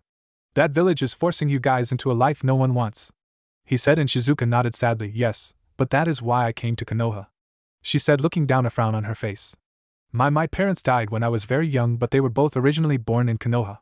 While Nadeshiko is technically closer to Kiri, I could have gone there. I wanted to experience the village my parents were raised in, she said. Naruto gave her a sympathetic look. Surprisingly, Sai spoke up, trying his best to give the girl a reassuring pat on the shoulder. It was awkward and strained, but she appreciated it nonetheless. I know what you mean, Shizuka-san. I never knew who my real parents were. I was born in a random little village a few miles from Konoha. But I always heard that they were from the big village that was Konoha. I guess you could say my first real dream is seeing the place they grew up in, he said, allowing them to see just a fraction of his emotions. Naruto nodded as they continued to eat their food in a comfortable silence. After they finished their meal, they walked outside back into the streets of Konoha. Naruto breathed in the fresh air as he stretched his body. Shizuki came next to him. Thanks for inviting us out to eat with you, Naruto. I actually had a good time. She smiled and Sai nodded next to her. Indeed. Maybe we could do that again sometime. Naruto's eyes lit up in glee as he nodded happily. Of course I would be happy to. We are a team after all. Well, if it isn't my little Ototo. Naruto felt himself tense up. Shizuka and Sai both noticed Naruto's body tense up. They turned their heads over to the front of the stand to see the fabled Natsu Namikaze leaning just outside of the stand. A smirk plastered on his face, his chunin vest glowing as he had an open red coat over it. His village headband wrapped around his neck, hanging loosely as he crossed his arms around his chest. He held his head up high. His smirk, if possible, seemed to stretch further across his face. His eyes switched over to the rest of the team slowly. You both will have to excuse my little brother here. He gets a bit overzealous most of the time. Naruto clenched his fists as he looked at his brother. His whole family always finds a way to ruin a good day. When he's with friends, his team, or alone time, they always find a way to make his life more and more miserable. He had no words for his brother, wanting his very presence gone from the shop. Shizuka, on the other hand, was showing signs of pure bewilderment. She snapped her head over to Naruto. Wait, be brother? Natsu chuckled as he reached over and threw his arm around Shizuka. The black-haired girl blushed from the sudden PDA but couldn't look away from his hypnotizing amethyst eyes staring back at her, mere inches away from her face. Oh, he didn't tell you. I knew it was always hard to be kept under our shadows after all. So I can't blame him. What are you doing here, Natsu? Naruto growled between his teeth, the mere presence of his brother bothering him. Natsu is the one family member he saw the least. He was usually always on missions or training with their mother or father. Natsu grunted as he removed himself from the black-headed girl and grabbed a bag of ramen that was sitting on the counter. Tusan asked me to pick up some ramen for the trip. This time Naruto looked back to see his brother, his eyes frowning in confusion. Natsu smirked again. Oh yes, did I forget to mention? Tusan and Kasan are taking me to Mount Myaboku to practice my sage training a year early. Naruto felt his blood run cold. His eyes went wide as Natsu held his head up. Satisfied with the reaction he got from Naruto, he turned to leave the stand. It was great seeing you and your team, Ototo.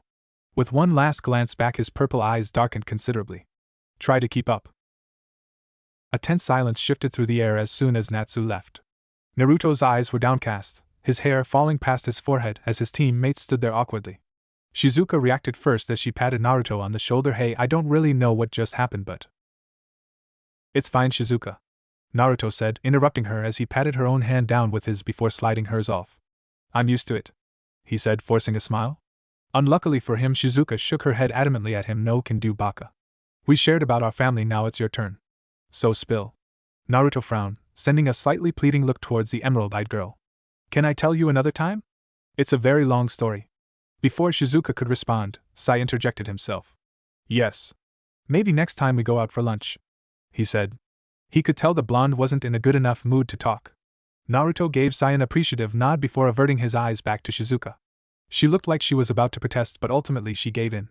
Letting out an irritated sigh, she pointed at the blonde. Fine. But you will tell us. I promise I will, he said before excusing himself and walking away from the ramen stand, leaving his two teammates behind. Shizuka scowled as she turned over to Sai in confusion. Why did you let it go so easily? It seemed to really bother him. And that was Natsu Namikaze. Sai shook his head at her, watching his blonde teammate walk off. Yes, it was. But whatever happened here, it seemed to have affected Blondie-kun deeply. He was in no mood to communicate his feelings, I'm sure you could tell. Shizuka frowned at his answer, turning her head as she followed the back of the blonde. She gave a hesitant nod. Yeah, I could tell. I wonder what happened between them. Sai shrugged. In my time training with the Umbu, I knew that Naruto was related to the Namikazes. But I didn't know they held so much disdain for one another. But the feeling I got from Natsu-san, it wasn't pleasant. Shizuka nodded, agreeing with him. Let's leave Blondie-kun alone for now, Tits-chan. He'll tell us when he's ready. Shizuka couldn't even find it in herself to yell at Sai this time. Can you at least give me a better nickname? I will dwell on the possibility. Okay, spill it, Missy. How did it go? Enko pestered at Kurenai as they walked through the streets of Konoha. Kurenai sighed, rubbing her temples in irritation. I already told you. He just took me to a coffee shop. We talked for about 2 hours and then we parted ways, she said with Enko frowning at her. Jumping in front of Kurenai and walking backwards with her hands behind her head, ignoring the passers-by who looked at her in annoyance. Did you guys kiss at all? Maybe even second base? The purple-haired Kunoichi said, wiggled her eyebrows at Kurenai. Enko! Kurenai quietly yelled at her friend, a small blush forming on her cheeks. Enko snickered at her friend before turning back around. I know, I'm just teasing you, she said before finally coming into view of her favorite dango shop. Her mouth started to water as her eyes started to glisten. She quickly pulled Kurenai inside, grabbing a table by the open window. Kurenai glared at her. Couldn't you have just asked me to hurry it up and not drag me? Enko nodded her head. I could. But why would I? Kurenai sighed in irritation before breaking out into a small smile, clearly amused by her friend's antics. It was one of the reasons why she loved spending time with Enko. She was always honest, maybe a little too honest. But it added to her charm in Kurenai's opinion. After pushing past her rough exterior, you were met with one of the most selfless human beings you would ever meet. Kurenai knew how high Anko valued her friendships. They were the most important thing to her. And she would always have your back no matter what. Something Kurenai loved her for. As they ordered their food, Kurenai straightened her posture, letting the comforting breeze calm her down. She was silently happy that Anko had picked out a table next to the window. So nothing happened with Asuma, huh? Kurenai sighed as she shrugged her shoulders at her friend, closing her eyes, letting them have a short-lived rest. No, just a regular trip to the coffee shop, she said irritably. Her and Asuma have been flirting back and forth for several months, and the man refused to officially ask her out. She was beginning to think he wasn't interested in her anymore. Anko threw her arm over the chair next to her, using a Saban needle to pick at her teeth. Well, can't say I'm surprised.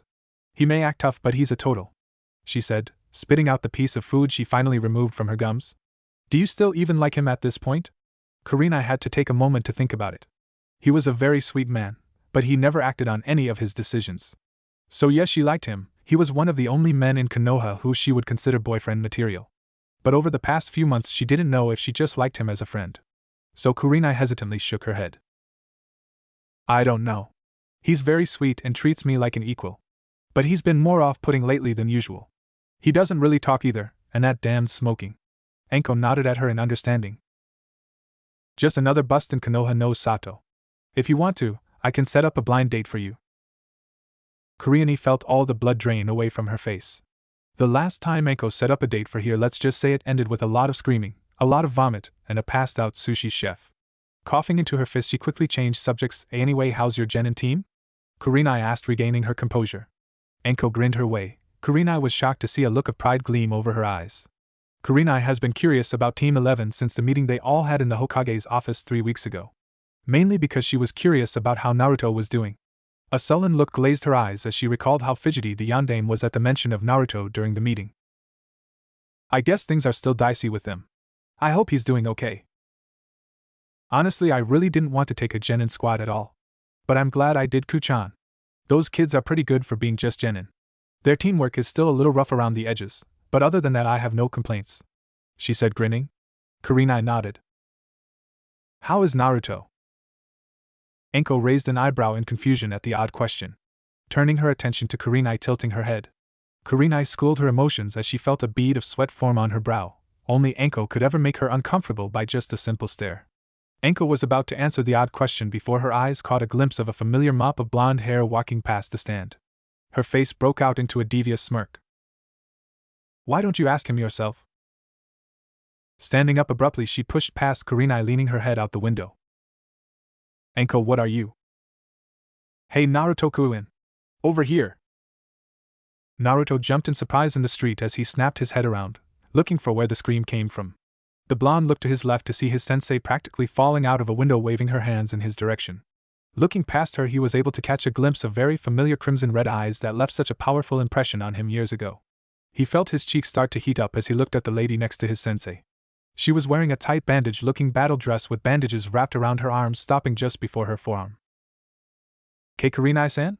He thought as his mind started to go blank the longer he stared in her direction, his sensei completely forgotten. She was breathtaking. He had never seen someone so beautiful before. While he knew she was beautiful when he saw her 5 years ago, but he didn't really think much of it back then. After all, he was only a child. Anko watched as he froze in the street. You gonna stand there all damn day? Hurry in here! She yelled, breaking Naruto out of his trance as he rushed into the dango shop. Looking at Anko-s, sorry Anko-sensei, he said, bringing his hand up to scratch the back of his head. Kurenai looked at the boy as he and Anko started to talk. She looked him up and down. Wow, he really grew up. He almost looks like a completely different person, she thought as she smiled at seeing him scratch his head. A habit he seemed to have kept all these years. Moving her eyes up his body, she couldn't help but notice the large scar over his left eye. She swallowed back a gasp as she traced it with her eyes. Something sparked within her. She wanted to reach out and wipe away the imaginary tears on his face, like she had done all those years ago. Anyway, Gaki-kuchan here was actually just asking about you, Anko said, drawing her attention, making Naruto blush a bit. Naruto turned towards Kurenai as she nodded. Yes. I wanted to see how you were doing. It's been a long time after all, she said, offering a smile, making him return it with ease. Anko tilted her head, more confused now than she was before. She didn't know that Kurenai knew Naruto. Deciding to be a good friend for once, she stood up from her seat. Well, it seems you two kids have some catching up to do. So I'll leave you to it, she said as Kurenai looked at Anko sadly. She did feel bad. She and Anko hadn't hung out in a long time, and she knew her purple-headed friend was looking forward to it. Anko swatted her hand, as Anko gave her a grin. Don't worry about lil ol Miku-chan. We can meet up later. I'm gonna go piss off Kakashi, she said before winking and leaving the stand. Kurenai sighed as she watched her friend walk out, promising to make it up to her. Naruto laughed awkwardly, standing near the table. Sorry about that, Kurenai-san. I didn't mean to interrupt anything. She offered a small smile before motioning the blonde to sit across from her. Don't apologize. We are the ones who called you over after all. Naruto nodded before taking his seat at the table. They began to catch up on what's new with them in the past 5 years. From Naruto becoming a genin and Kurenai passing her jounin exams. Minutes soon turned to hours as they stayed in the food stand enjoying the pleasant company. They got on the topic of genjutsu, and she was excited to hear that he kept up his rigorous training and was slowly getting better and better each day. She told him how Anko bragged about him in the meeting with the Hokage that he managed to catch her in hand seal-less genjutsu. Naruto blushed at the praise, making Kurenai giggle slightly, finding his blush to be incredibly cute. Getting lost in mindless chatter, they were soon kicked out of the stand, staying well past closing time. Naruto offered to walk her home and she agreed, touched by his kind gesture. On the way to her apartment, she couldn't help but sneak a peek back at the boy. She was pleasantly surprised by how much she enjoyed her night tonight. While she only thought they were going to just talk for almost an hour, they ended up spending more than half of the evening at the shop. So long, in fact, that they decided to even have dinner there. He was all in all a perfect gentleman. Even though this wasn't a date, she had wished that the last date she had went as good as this. Asuma had never walked her home before. But her mind quickly switched topics. Say, Naruto-kun, can I ask you something? Naruto nodded his head at her. Kurenai went silent for a moment, trying her best to figure out what words she wanted to say exactly. How is everything going, with your family? She said softly, making Naruto look down to the floor. Kurenai after a moment turned her head to see that Naruto had stopped walking and was frozen in place. Kurenai was about to apologize, but Naruto spoke up before she could. Clenching his fists tightly, he looked at the ground, biting his lip. Everything is alright, Kurenai-san. Same old, same old. Kurenai felt her eyes soften before grabbing his arm. Naruto looked up at her in confusion as she guided him to a small bench. Take a seat, Naruto-kun, she said, making Naruto glance in confusion. But I was just supposed to walk you home. Kurenai nodded before pointing to her right. My apartment is right around the corner. But now I just want to talk. He nodded his head and took the seat directly next to her, putting his hands together as he sat awkwardly next to Kurenai. It was tense on the bench, either knowing really how to spark up such a serious topic. It was dark outside. Their only source of light was the street lamp that resided next to the bench. Kurenai took several deep breaths before shifting her body to the blonde boy. Do you want to talk about it? Naruto stayed silent as he tightened his hands together. He didn't want to burden Kurenai with his life. He felt bad already delaying their trip because of his problems. But he knew the longer he let this sit and marinate in his mind, it would soon explode on him. Shutting his eyes, his scar pulsing with phantom pain as his stomach sent flips internally within him. It's just, he started out, Kurenai giving him her full attention. Once Shirsuini-san died, I was really hoping things would get better. I was praying. I really needed someone there for me. I made friends at the academy. But no one could ever replace Shirsuini-san, he said, his voice cracking several times during his speech, his body hunching over as he let out a quiet sob. Everything just got worse. Natsu and Narumi managed to graduate early, leaving me behind. My parents pulled even further away, if that was even possible, and I lost support from the only person who was there for me. No one wants me, everyone always leaves me, I guess I'm just not special enough, he said as more and more sobs escaped his throat. Kurenai looked at Naruto with a heavy heart, her own heart breaking at the very sight of him. She watched as the dam holding back his true feelings started to crack, letting his emotions leak out. Kurenai softly removed his hands from their grip and intertwined their hands together. Naruto-kun, look at me. Naruto remained still as he tried to calm down his erratic breathing. He didn't want to look at her. He already felt bad enough putting her through this. She probably hated him for it. She probably wanted to chastise him for being such a baby, for crying about all the bad things going on in his life. Please? Her voice was soft. It felt like silk as it left her soft lips and floated themselves over Naruto's skin. Naruto felt his pulse quicken as he slowly lifted his eyes, expecting to see disappointment and anger. It surprised him greatly when her crimson eyes held nothing but warmth. It was almost intoxicating to look at. He felt his cheeks start to heat up from her stare. His eyes couldn't help but drift down to her soft red-laced lips. She released one of her hands, bringing it up to Naruto's left eye, slowly wiping away his remaining tears as she looked at his beautiful blue eyes. Her thumb slowly caressing the bottom of his scar tenderly. Don't say things like that, Naruto-kun. Your family is just full of idiots. You are one of the most special, strongest people I have ever met. And you could use this time to be you, the you that you want to be, she said, offering the boy a smile filled with so much warmth. Hell, if I had to go through what you did, I wouldn't have even made it a day. She chuckled to herself. Naruto sat there quietly, letting her words echo through his mind. His stomach started to calm down a bit as he leaned slightly into her touch. And just remember, Naruto-kun, you have a duty to prove them wrong, right? Naruto widened his eyes a bit as he turned his gaze back onto Kurenai. The corner of his lips started to lift upwards as he nodded to Kurenai, his eyes shining with newfound determination. Yeah, that's right. Okay, my cute genin. This mission is very easy, so I'd better not hear any complaining. We are to deliver this letter. The purple-headed jounin of Team 11 raises her arm to show the neatly packaged letter in her hand to the mayor of Tazuna Town. Her name is Mai Kisu and the town is only about a few hours away. And this is our first sea tank mission, Enko explained loudly, throwing her arms up in the air in emphasis, hoping to see her slaves genin yell in excitement with her. She pouted when she saw that all three were wearing the exact same look of melancholic/thoughtful expressions on their faces. Shizuka was the only one who showed any real excitement about the mission as she broke out into a small grin. Coughing into her fist, she frowned.